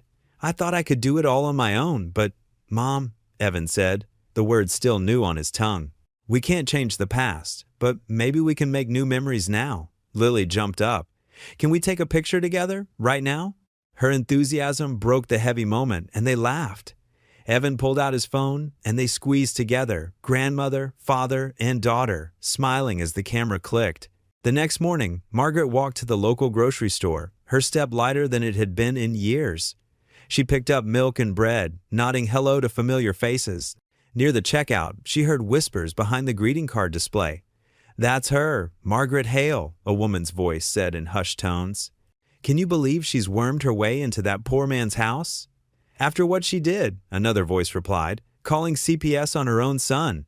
Though I suppose that's better than what she did the first time around." Margaret's hands trembled as she reached for a loaf of bread. "Mark my words," the first voice continued, "she's trying to steal that man's child again. Some people never change." The bread slipped from Margaret's grasp, landing with a soft thud on the floor. She bent to pick it up, her cheeks burning with shame as the whispers continued. When she straightened, she caught sight of Mrs. Peterson and Betty Williams, quickly averting their eyes, their shopping baskets held like shields. The fluorescent lights suddenly seemed too harsh, the store too small. Margaret placed her items back on the shelf with shaking hands and walked toward the exit, her empty basket swinging at her side. The automatic doors whooshed open, and she stepped into the sunlight, but the warmth couldn't reach the chill that had settled in her chest. She thought of the photo on Evan's fridge now, the one they'd taken yesterday, all three of them smiling. She thought of Lily's drawing and the soup they'd shared. She thought of the trust in Evan's eyes as he showed her Sarah's pictures. But the whispers followed her home like shadows, drowning out the bird songs and the rustle of leaves. By the time she reached her garden gate, her smile had faded completely, replaced by an old, familiar ache she thought she'd finally left behind. Just like before, she whispered to herself, touching the white roses she'd planted for Lily. No matter how much you change, some people will only ever see who you used to be. She stood there in her garden, surrounded by the flowers she'd tended all summer, feeling the weight of judgments, both old and new, pressing down on her shoulders. The morning sun cast long shadows across Margaret's garden as she carefully tended to her roses. The peaceful routine of the past few weeks had brought a gentle comfort to her heart. She glanced over at Evan's house, where Lily was playing on the front porch with her dolls, humming a cheerful tune. Everything seemed perfect, too perfect, perhaps. The distinctive crunch of tires on gravel made Margaret look up. Her pruning shears slipped from her fingers and clattered to the ground. A white sedan with Child Protective Services printed on its side pulled up to Evan's house. Her chest tightened as she watched a familiar social worker step out, clipboard in hand. "No," she whispered. "Please, God, no." Evan's truck was in the driveway. He'd taken a rare day off to spend with Lily. Margaret heard the screen door creak open as he emerged onto the porch, his expression shifting from confusion to horror as he recognized the visitor. "Mr. Carter," the social worker said, her voice carrying across the quiet morning air. "We've received another report concerning your daughter's welfare." Lily stopped playing and moved closer to her father, clutching his leg. Margaret could see the fear in the little girl's eyes, the memory of their previous separation still fresh. "What report?" Evan's voice was strained, controlled. "Everything's been fine. You cleared us." The social worker glanced in Margaret's direction. "We received a concerned call about an elderly woman repeatedly entering your home, possibly suffering from dementia, who might pose a risk to your daughter." Margaret felt the blood drain from her face. The cruel whispers she'd overheard at church, someone had actually called CPS. "That's my mother," Evan said, his words clipped. "She's been helping us." "Your mother?" The social worker flipped through her papers. "The same woman who made the initial report against you?" The question hung in the air like poison. Margaret saw Evan's shoulders stiffen, watched as the carefully constructed bridge between them began to crack. "I need to review the situation." The social worker continued, "Given the complicated history here, we have to ensure proper boundaries are in place." She stepped forward, crossing into Evan's yard. "Please, I can explain." "Don't." Evan's voice cut through the air like ice. "Just don't." The social worker spent the next hour inside with Evan and Lily. Margaret paced her garden, unable to focus, her hands trembling as she tried to pray. When the white sedan finally pulled away, she hurried toward Evan's house. He met her at the door before she could knock. His face was a mask of barely contained fury and fear. "Evan, I swear I didn't." "They're reopening the case," he interrupted. "They're concerned about environmental instability and potentially harmful family dynamics." His laugh was bitter. "Sound familiar?" "It's exactly what they said 32 years ago." "Son, please." Margaret reached for his arm. He jerked away. "Don't call me that. You lost that right when you chose drugs over me. And now?" His voice cracked. "Now you're going to make me lose her too." Thunder. rumbled overhead as storm clouds gathered. The first drops of rain began to fall, but neither of them moved. "I've been trying so hard," Margaret whispered, "to make things right. That's the problem." Evan exploded. "Every time you try to fix things, they get worse. Every time you come near, I lose her." His words echoed across the yard. "First it was your addiction, then your concerned phone call. Now this. It's like you're some kind of curse on my family." Each word hit Margaret like a physical blow. She stumbled backward, rain now falling steadily around them. "Daddy?" Lily's small voice came from inside. "Why are you yelling?" Evan's face crumpled. He turned toward his daughter, then back to Margaret. Just go, please." Margaret backed away, her vision blurring with tears. The rain soaked through her cardigan as she walked slowly toward her house. Behind her, she heard Evan's door close firmly. "Maybe I really am the curse he thinks I am," she whispered into the rain, her words lost in the storm. She paused at her front steps, looking back at the house where her son and granddaughter were now hidden from view. The rain mixed with her tears as 32 years of regret crashed over her like a wave. The carefully rebuilt relationship with her son, the precious moments with her granddaughter, all of it seemed to wash away with the rain. Margaret's hand shook as she sat at her kitchen table that night, a single lamp casting a warm glow over the empty room. She pulled out her best stationery, cream-colored paper she'd been saving for something special, and picked up her favorite blue pen. "My dearest Evan," she wrote, then paused, dabbing at her eyes with a tissue. The clock on the wall ticked steadily, marking each moment of silence. "I've spent 32 years trying to find the right words to say to you. Now that I have, I'm not sure where to begin." Her penmanship, usually neat and controlled, wavered with emotion. She took a deep breath and continued writing. "That morning when CPS took you away, I was too drunk to even cry. I remember watching through bleary eyes as they carried you, my beautiful baby boy, to their car. You were wearing the blue sweater your grandmother knitted. You didn't even cry. You just looked at me with those big brown eyes, the same ones I see now in Lily's face." Margaret stopped, her tears splashing onto the paper. She moved to a fresh sheet, determined to keep this letter perfect. "The day you were taken was the day I died inside, but it was also the day I began to live again. I checked myself into rehab the next week. I've been sober for 31 years, 7 months, and 13 days. Every single one of those days, I thought about you. I imagined where you were, who you'd become. I prayed you'd found a family who could give you what I couldn't." The night grew deeper outside her window. A car passed by, its headlights briefly illuminating her living room walls. She thought about the boxes she'd started packing earlier that day, her life being sorted into what would fit in a small assisted living apartment. "When I saw you moving in next door with little Lily, I had no idea who you were. How could I? The last time I held you, you were just learning to walk. But something in my heart recognized you. Maybe that's why I was so quick to judge, so desperate to protect Lily. I was trying to make up for failing you." Her hand cramped, but she pressed on. "I understand now that I was wrong to call CPS without talking to you first. I let my own guilt and fear cloud my judgment. I saw in you all the things I was afraid I'd done to you, but I was wrong. You're an amazing father, Evan. You're everything I wished I could have been as a parent." Margaret stood up to make herself a cup of tea, her joints stiff from sitting so long. As she waited for the kettle to boil, she looked out her kitchen window at Evan's dark house. Somewhere in there, her son was probably lying awake too, worried about losing his daughter again. Back at the table, she continued writing. "I'm moving to Pine Grove Assisted Living next week. I won't burden you or Lily anymore. But before I go, I need you to know something. These past few weeks, getting to know you and Lily have been the greatest gift God has ever given me. Even if you never forgive me, I'll treasure every moment." Her tea grew cold as she wrote page after page, pouring out 3 decades of regret, love, and hope. She wrote about her recovery journey, the endless meetings, the sponsors who became family. She described her years of searching for him through adoption records and private investigators. She shared her joy at discovering his success as a father and her pride in the man he'd become despite her failures. "I keep thinking about that wooden cross I left on your porch," she wrote. "Grace truly is the bridge between hearts, but I realize now that the bridge can't be forced. It has to be built from both sides, with trust and time."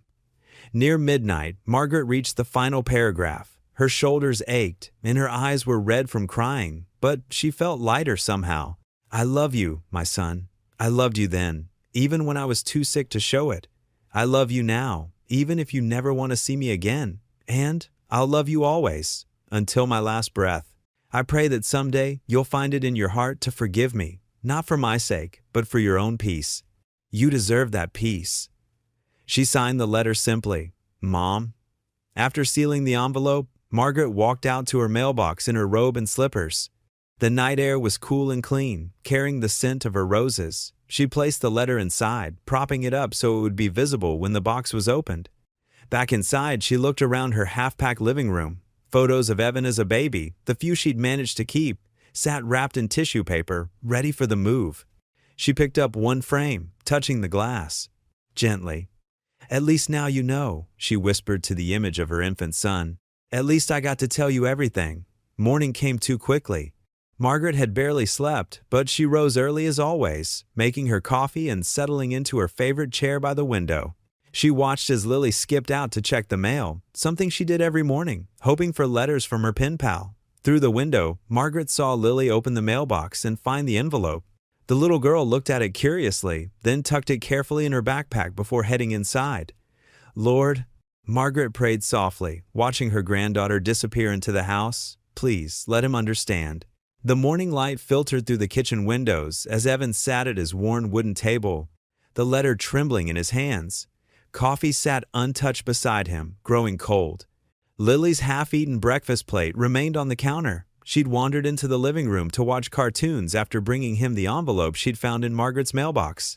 His eyes moved across the careful handwriting, each word hitting him like a physical blow. My precious son, by the time you read this, I'll be making arrangements to leave. Not because I want to, but because I finally understand that sometimes love means stepping away. I owe you an explanation, one I should have given years ago. I was 23 when I lost you. The judge said I was unfit, and he was right. The drugs had taken everything, my marriage, my dignity, and finally, my beautiful baby boy. I told myself I'd get better tomorrow, next week, next month. But tomorrow never came until it was too late. The day they took you, you were wearing tiny blue footy pajamas with rockets on them. You reached for me crying, and I couldn't hold you. That cry haunted my dreams for 32 years. Evan's throat tightened. He remembered those pajamas. There was a photo of him wearing them in his adoption file.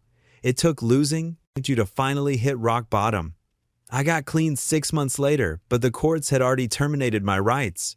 Your adoptive parents were good people. I know because I watched from afar. Every first day of school, I parked across the street. I saw you get your first bicycle. I was there at your high school graduation, sitting in the back row. I never approached because I didn't deserve to disrupt your life. I prayed every night that you were loved, that you were happy. When you moved in next door, I didn't recognize you. How could I? The last time I held you, you were barely walking. But God has a way of bringing things full circle. Evan wiped his eyes with the back of his hand. The kitchen seemed too quiet, too still. When I called CPS about Lily, I thought I was protecting her. Instead, I caused the same pain I once caused you. The irony is crushing, that I would hurt you again, trying to prevent what I thought was neglect. I saw your exhaustion and thought it was indifference. I should have seen your sacrifice, your love, your dedication. I should have offered help instead of judgment. You've become everything I failed to be, a devoted parent, a hard worker, a person of integrity. Your strength amazes me. The way you love Lily, the way you've raised her alone. I'm so proud of you, Evan. So proud it hurts. I know now that my presence brings up painful memories. The last thing I want is to risk Lily being taken from you again. You've suffered enough because of me. I've made arrangements to move into Pine Grove Assisted Living next week. You won't have to worry about me interfering anymore. Daddy? Lily's voice startled him. She stood in the doorway, hugging her stuffed giraffe. Are we mad at Grandma again? Evan stared at his daughter, seeing for the first time how much she looked like his baby pictures. The same wide eyes, the same gentle spirit. He couldn't answer her. The letter continued, Lily is the greatest gift, a chance to love the greatest grandchild I never thought I'd have. These past few weeks, helping with her homework, hearing her laugh, watching her draw those beautiful pictures, they've been the happiest of my life. Please tell her I'm sorry I won't be around to see her school play next month. She's been practicing her lines so hard. I want you to know that not a day has passed in 32 years when I haven't thought of you, loved you, missed you. My biggest regret isn't losing custody. It's that my actions caused you so much pain. You deserved better. Lily deserves better. I'm leaving you the house. The papers are with my lawyer. It's not much, but it's paid for, and maybe it will help make things easier for you and Lily. The rose garden is yours too, though God knows your green thumb is better than mine these days. I'll always be grateful for these few precious months when God let me be close to you both, even if I didn't deserve it, even if it couldn't last. All my love, Mom. A sob caught in Evan's throat. The paper crinkled in his grip as memories flooded back, not just of the pain and abandonment, but earlier ones too. The scent of vanilla cookies. A soft voice singing lullabies, warm arms holding him through nightmares. Daddy? Lily touched his arm. You're crying. Evan looked at his daughter's concerned face, then back at the letter. The words blurred together as 32 years of hurt and love and anger and longing crashed over him like a wave. He thought of Margaret in her garden, patiently teaching Lily the names of flowers. Margaret rushing to the hospital to give blood without hesitation. Margaret fixing his fence in the rain, leaving groceries on his porch, saying grace over shared meals. His mother trying so hard to make amends. The kitchen clock ticked loudly in the silence. Outside, a car door slammed. Evan jumped to his feet, knocking his chair backward. Stay here, sweetheart, he told Lily, grabbing his coat from the hook by the door. His heart pounded as he yanked it on. He couldn't let her leave. Not again. Not like this. The screen door banged behind him as he ran out into the morning light, determined to find her before it was too late. Snow drifted lazily past Evan's windshield as he drove through downtown Maplewood, each flake catching the pale afternoon light before settling on the already whitened pavement. The streets were dusted with a pristine layer of winter's first serious snowfall, and Christmas lights twinkled from every storefront window despite the overcast sky. Red and green garland wrapped around old-fashioned lampposts, and wreaths hung on every door he passed. His hands gripped the steering wheel too tightly, knuckles white with tension that had nothing to do with the slippery roads. Where would she go? The question circled his mind like a prayer he couldn't quite form as he scanned the sidewalks through the steady snowfall. He'd already checked her empty house twice, walking around the perimeter like a detective searching for clues. Her car was gone from the driveway, leaving only tire tracks in the snow, and her purse was missing from its usual spot by the front door. A half-drunk cup of tea sat abandoned on her kitchen counter. He'd seen it through the window, steam long since dissipated, a lonely testament to her hurried departure. The weight of her letter pressed against his chest pocket where he'd folded it carefully after reading it 3 times. 32 years of watching from a distance. The words echoed in his mind with each turn of the wheels on the snowy asphalt.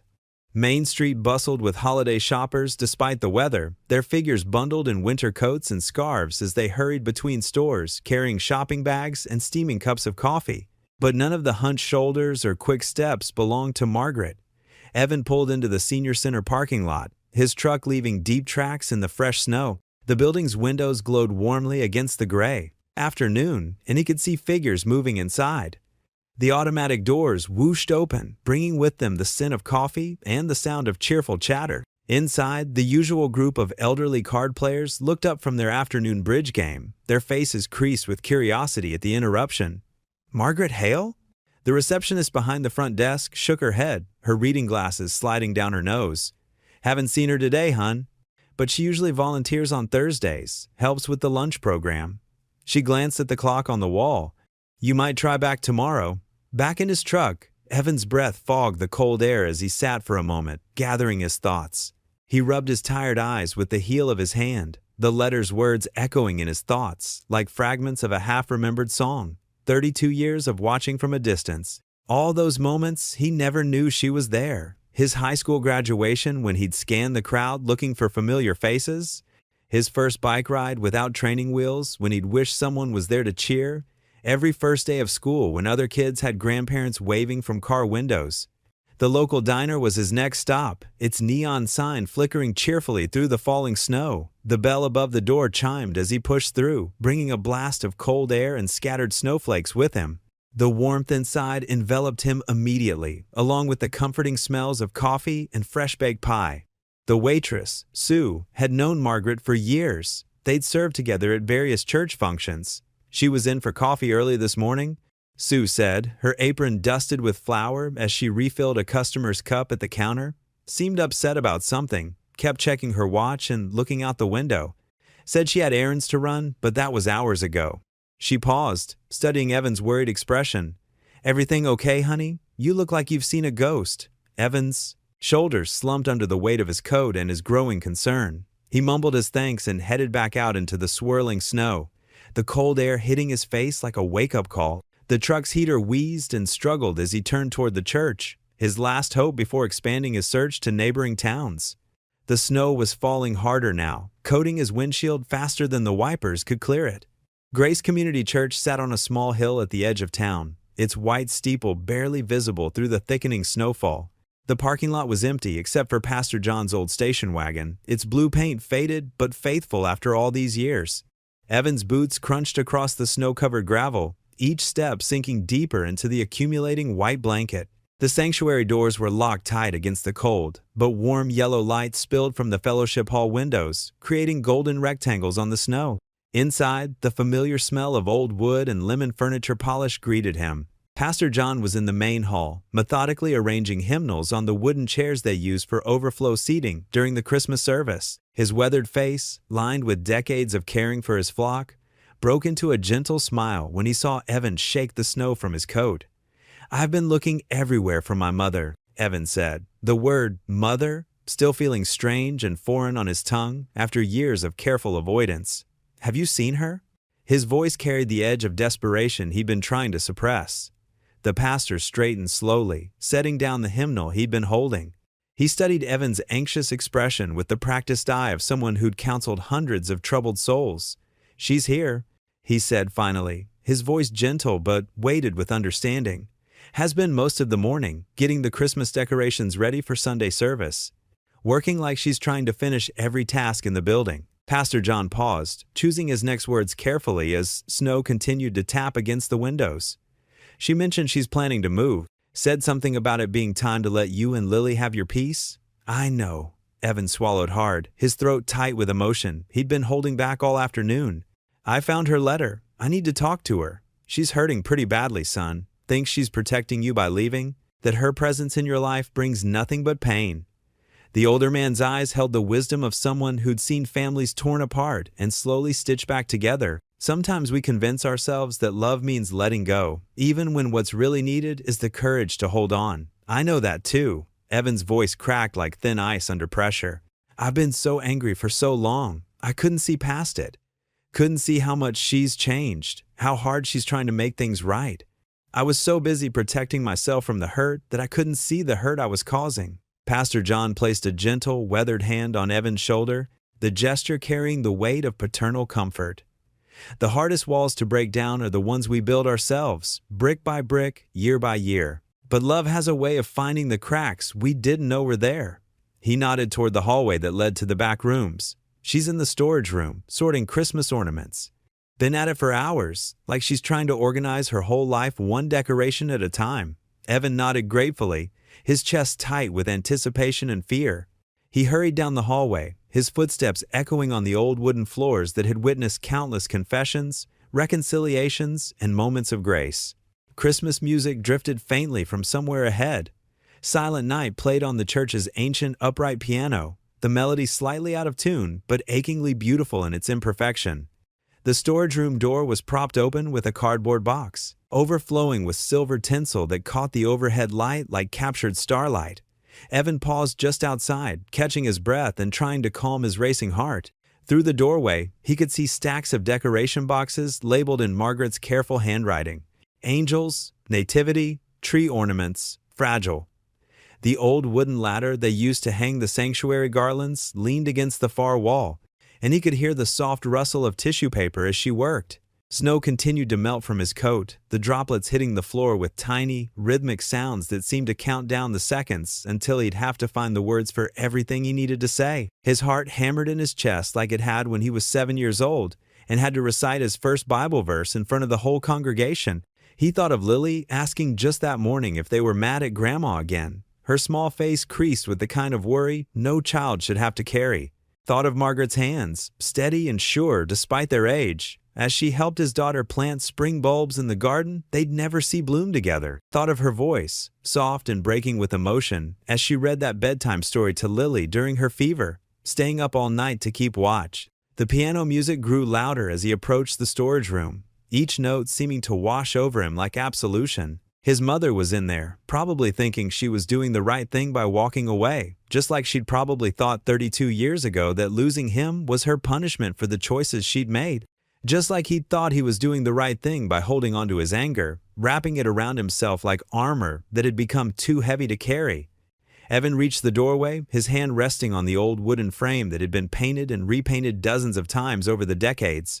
The moments stretched out like the long shadows the afternoon light cast across the floor. 32 years of pain and love and missed chances, all leading to this snowy December afternoon when the walls he'd built might finally come down. He could hear her humming softly along with the distant piano, the same lullaby she used to sing to him when he was small and afraid of thunderstorms.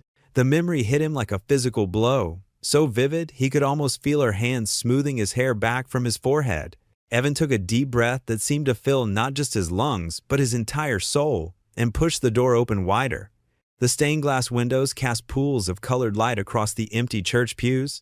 Margaret's hands trembled slightly as she arranged another red candle in its brass holder, her movements careful and deliberate.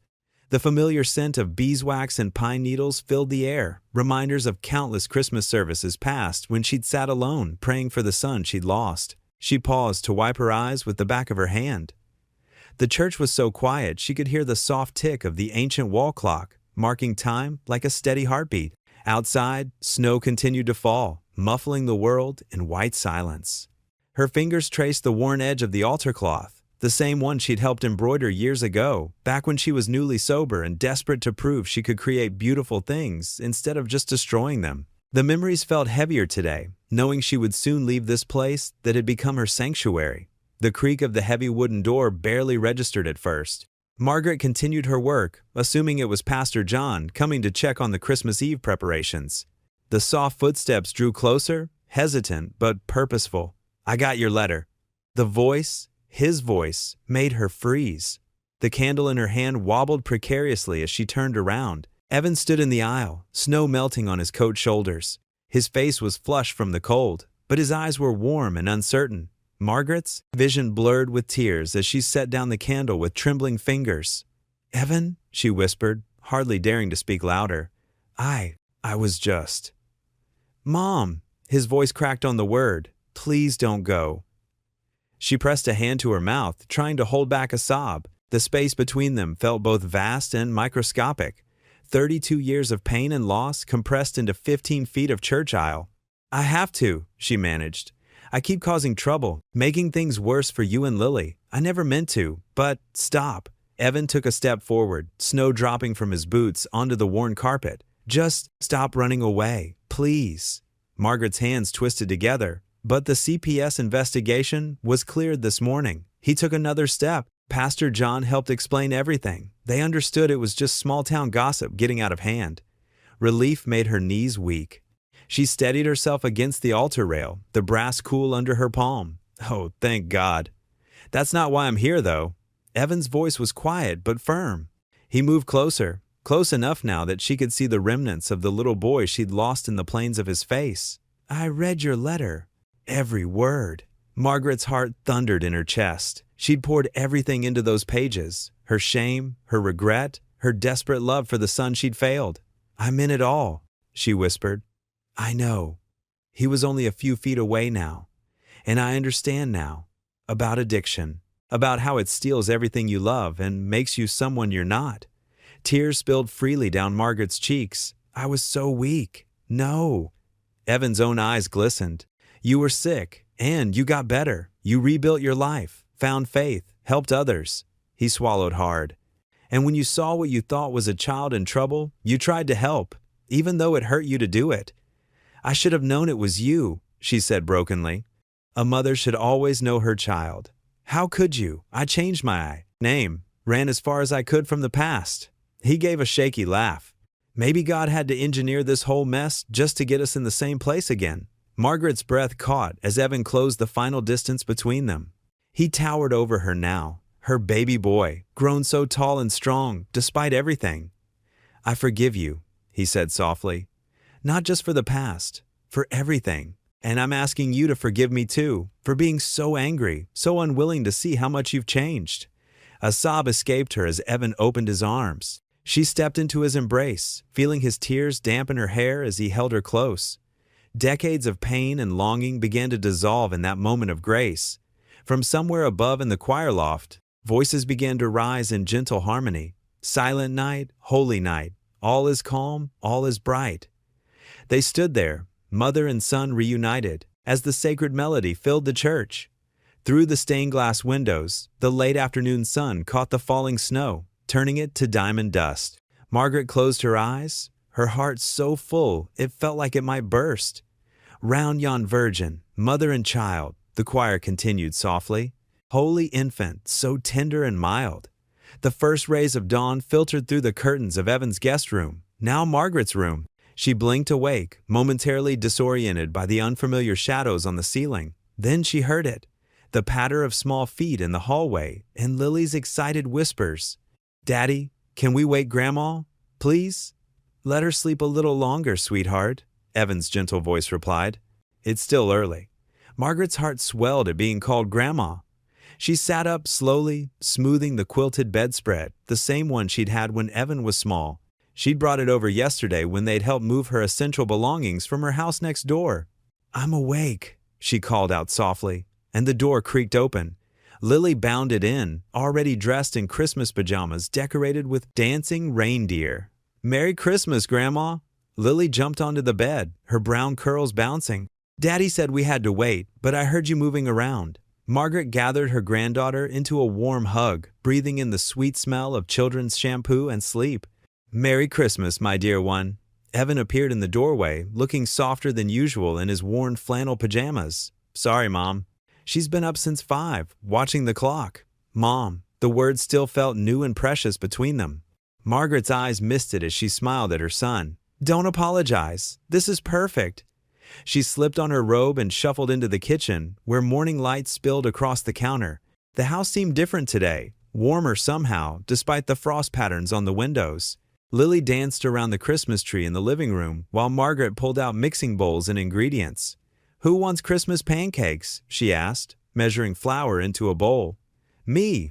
Lily raised both hands high. "Can they be snowman-shaped?" "Of course." Margaret reached for the milk. "That's how I used to make them for your daddy when he was little." Evan, who'd been starting the coffee maker, paused. I remember those," he said softly. "You'd use chocolate chips for the eyes and buttons." Margaret nodded, her throat tight with emotion. "And sometimes raisins for the mouth." "Can I help?" Lily asked, climbing onto a kitchen stool. Together, they mixed the batter while Evan set the table, the kitchen filled with warm vanilla scents and coffee aromas. Margaret showed Lily how to carefully pour the batter to make 3 connecting circles for each snowman. Soon, golden pancakes piled high on a serving plate, their chocolate chip faces seeming to smile at the reunited family. "These are the best pancakes ever," Lily declared between bites, syrup dripping down her chin. After breakfast, they gathered around the Christmas tree. Wrapping paper rustled as Lily dove into her presents. With enthusiasm, Margaret sat in the old armchair, watching her granddaughter's joy with quiet contentment. Each exclamation of delight felt like a gift itself. "This one's for you, Mom," Evan said suddenly, holding out a carefully wrapped package. Margaret's hands trembled slightly as she opened it. Inside was a wooden picture frame, handmade with careful detail that spoke of hours in Evan's workshop. The wood was smooth and warm, with delicate carved roses in each corner. "The roses," she whispered, "like in my garden. I remembered how much you loved them." Evan said, his voice rough with emotion. "How you used to tell me each color had a different meaning. Yellow for friendship," Margaret recalled. "Pink for gratitude. Red for love." They finished together. Lily bounced over with her new art supplies. "Can we take a picture now? For the frame?" "Of course, sweetheart." Margaret wiped her eyes. "Let me just fix my hair a bit." "Your hair is perfect," Evan said firmly. "You're perfect, Mom, just as you are." They gathered by the tree, Lily between them, faces glowing in the morning light. Evan set up his phone camera on a timer, and they smiled together. 3 generations, bridging years of pain with new love. After the photo was printed and placed in the frame, Evan hung it carefully on the living room wall. They stood back to admire it, Lily holding both their hands. "You've brought warmth back to this house," Evan said quietly to Margaret. "I didn't realize how much we needed it until now." Margaret looked at the photo, at their genuine smiles, at the way Lily leaned into both of them, at the subtle softening around Evan's eyes that spoke of healing. Here in this house that held both painful memories and new joy, she felt a peace settle over her that she hadn't known in decades. "The warmth was always here," she said, squeezing both their hands. "It just needed all of us together to bring it out." The January wind whistled through the church parking lot as Margaret and Evan unloaded boxes from his pickup truck. Steam rose from their breath in the crisp morning air. The church's annual winter charity drive had drawn dozens of volunteers, all bundled in coats and scarves, forming a line to carry donations inside. Margaret paused to adjust her wool hat, watching Evan stack boxes with the same precise care he used in his carpentry work. Her heart swelled with quiet joy at how natural it felt now, working beside her son. 3 months ago, she wouldn't have dared to dream of such a moment. "Need any help with those?" Pastor John approached, his kind eyes crinkling at the corners as he smiled at them. "We've got it," Evan replied, then added with a slight grin, "though Mom probably shouldn't lift the heavy ones." The word Mom still made Margaret's breath catch every time she heard it. Each instance felt like a small miracle. Inside the church gymnasium, tables lined the walls, piled with donated clothes, food, and household items. Volunteers sorted through the contributions while families in need browsed quietly. Margaret recognized many faces from the community, some who had witnessed their family's painful journey over the past year. As they organized a table of winter coats, Sarah Mitchell, a young single mother Margaret knew from her prayer group, approached hesitantly. "Mrs. Hale, I've been meaning to talk to you both." She wrung her hands nervously. "Your story, what happened with you and Evan, it gave me courage to reach out to my own mother. We hadn't spoken in 5 years. Margaret exchanged a look with Evan, who nodded encouragingly. "Sometimes the hardest steps are the most important ones," Margaret said softly. "Would you?" Sarah glanced between them. "Would you mind sharing how you did it? How you found your way back to each other? There are others here who might need to hear it too." Pastor John, who had been helping nearby, stepped forward. "That's not a bad idea. Many hearts here could use some hope today." Evan's shoulders tensed slightly. He was still private by nature, but after a moment, he pulled up 2 folding chairs. "Maybe we could take a short break?" he suggested, his voice gentle. Soon, a small crowd gathered around them. Margaret saw familiar faces from church, newcomers from the community, and even a few of the gossips who had once whispered about them. Now they all listened intently as she began their story. 32 years ago, I lost my son because of my own mistakes," Margaret started, her voice steady despite the weight of the words. "Addiction took everything from me, my family, my dignity, and most importantly, my child. Even after I got clean, the shame kept me from searching for him." Evan reached over and squeezed her hand. "And I spent those years angry, thinking she'd abandoned me by choice. I changed my last name, tried to bury the past. Then by God's mysterious way, we ended up as neighbors. They took turns sharing the journey, the misunderstanding with CPS, the shocking courthouse revelation, the painful path to forgiveness." Margaret noticed tissues being passed around as they described their gradual reconciliation. "The hardest part wasn't forgiving each other," Evan explained, his voice thick with emotion. "It was accepting that God's grace could be big enough to heal something so broken. Even when we thought we'd lost everything again with the second CPS call," Margaret added, "He was working to bring us closer. Sometimes our greatest fears become the doorway to our greatest blessings." Sarah wiped her eyes. "But how did you know it was the right time to reconcile?" "You don't always know," Evan answered honestly. "Sometimes you just have to be brave enough to try. To admit that holding on to hurt is harder than letting it go." Margaret nodded. "And to remember that it's never too late for grace. Never too late to say I'm sorry or I forgive you." As they spoke, more people drifted over to listen. Margaret noticed Mrs. Peterson, who had made the second CPS call, dabbing at her eyes in the back of the crowd. Even she had become part of their story of healing. Pastor John stepped forward again, his voice carrying across the gymnasium. "What we're witnessing here is more than just a family reunion," he said. "It's a living testament of grace, a reminder that God can restore what seems forever lost." The crowd murmured in agreement. Margaret saw several people hugging, others exchanging meaningful looks with estranged family members. Their story was creating ripples of hope through the community. As people began drifting back to their tasks, many stopped to thank them for sharing. A teenage boy asked if he could hug Margaret. He hadn't spoken to his own mother in months. An elderly man gripped Evan's shoulder, sharing through tears about his own journey of forgiving his father. Sarah lingered until the crowd dispersed. "I'm calling my mother tonight," she declared, her voice firm with resolve. "Even if she hangs up, I'm going to try." Margaret and Evan returned to sorting donations, working in comfortable silence. The morning light streamed through the high windows, casting warm patterns across the gymnasium floor. Outside, snow began to fall softly, adding to the sense of peace that filled the space. Pastor John watched them from across the room, his eyes bright with emotion as he witnessed their quiet teamwork. Mother and son, once strangers, now moving in perfect harmony as they served others together. "A living testament of grace," he repeated softly to himself, watching them work side by side in the gentle winter light.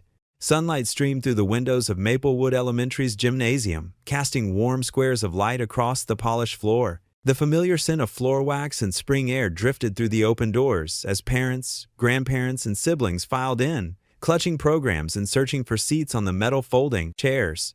Margaret sat between Evan and Pastor John in the third row, her hands fidgeting with the small bouquet of flowers she'd brought for Lily.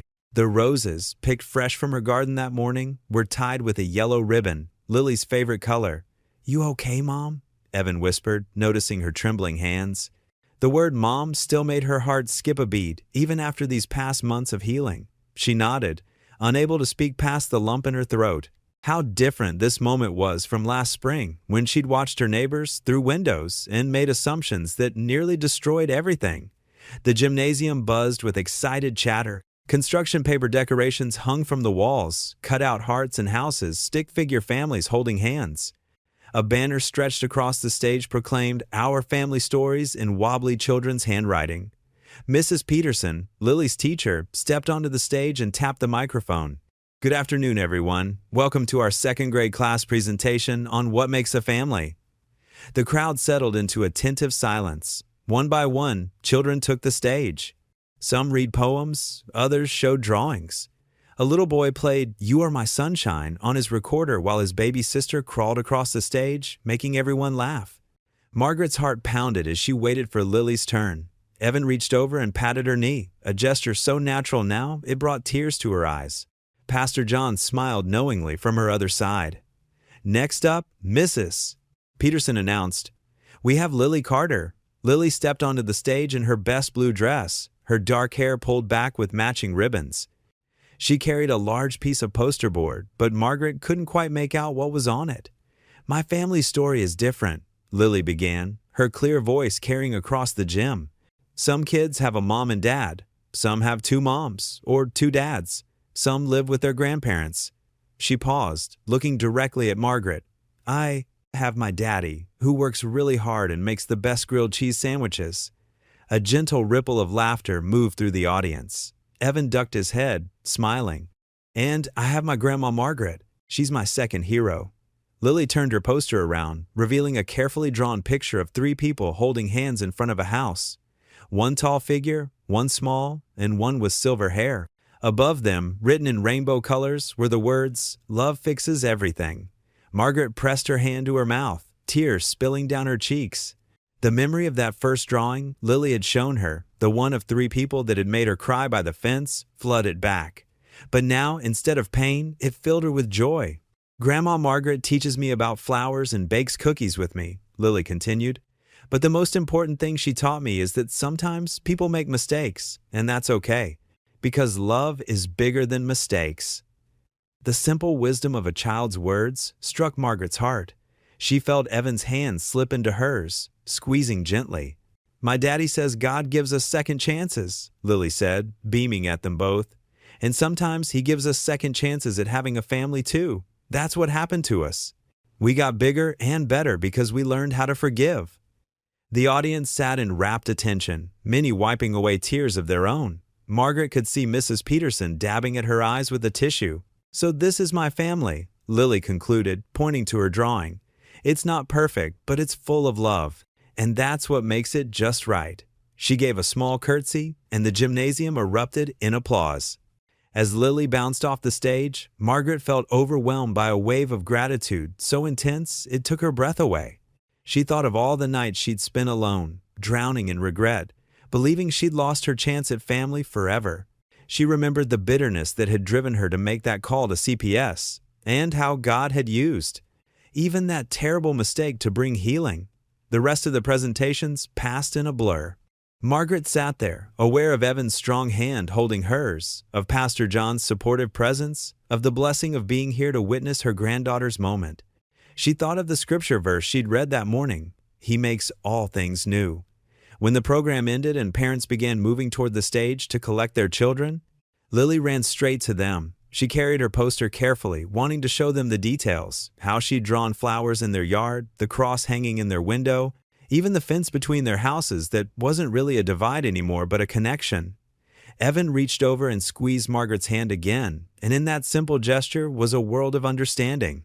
They had all been broken, but love had made them whole. Not despite their scars, but because of them. Because they'd learned that grace flows most freely through the cracks in our hearts. The evening settled softly over Maplewood, painting the sky in gentle strokes of pink and gold. Margaret sat in her favorite rocking chair on the front porch, its familiar creak keeping time with her gentle movements. The warm spring air carried the sweet scent of blooming jasmine from her garden, now tended with love instead of lonely obligation. In the yard, Lily danced and twirled, her small hands reaching out to catch the fireflies that blinked like tiny stars around her. Her giggles floated up to the porch, pure and bright, making Margaret's heart swell with gratitude. "Grandma, look!" Lily called out, cupping her hands together. "I caught one." She rushed up to the porch, carefully opening her fingers to reveal the gentle glow within.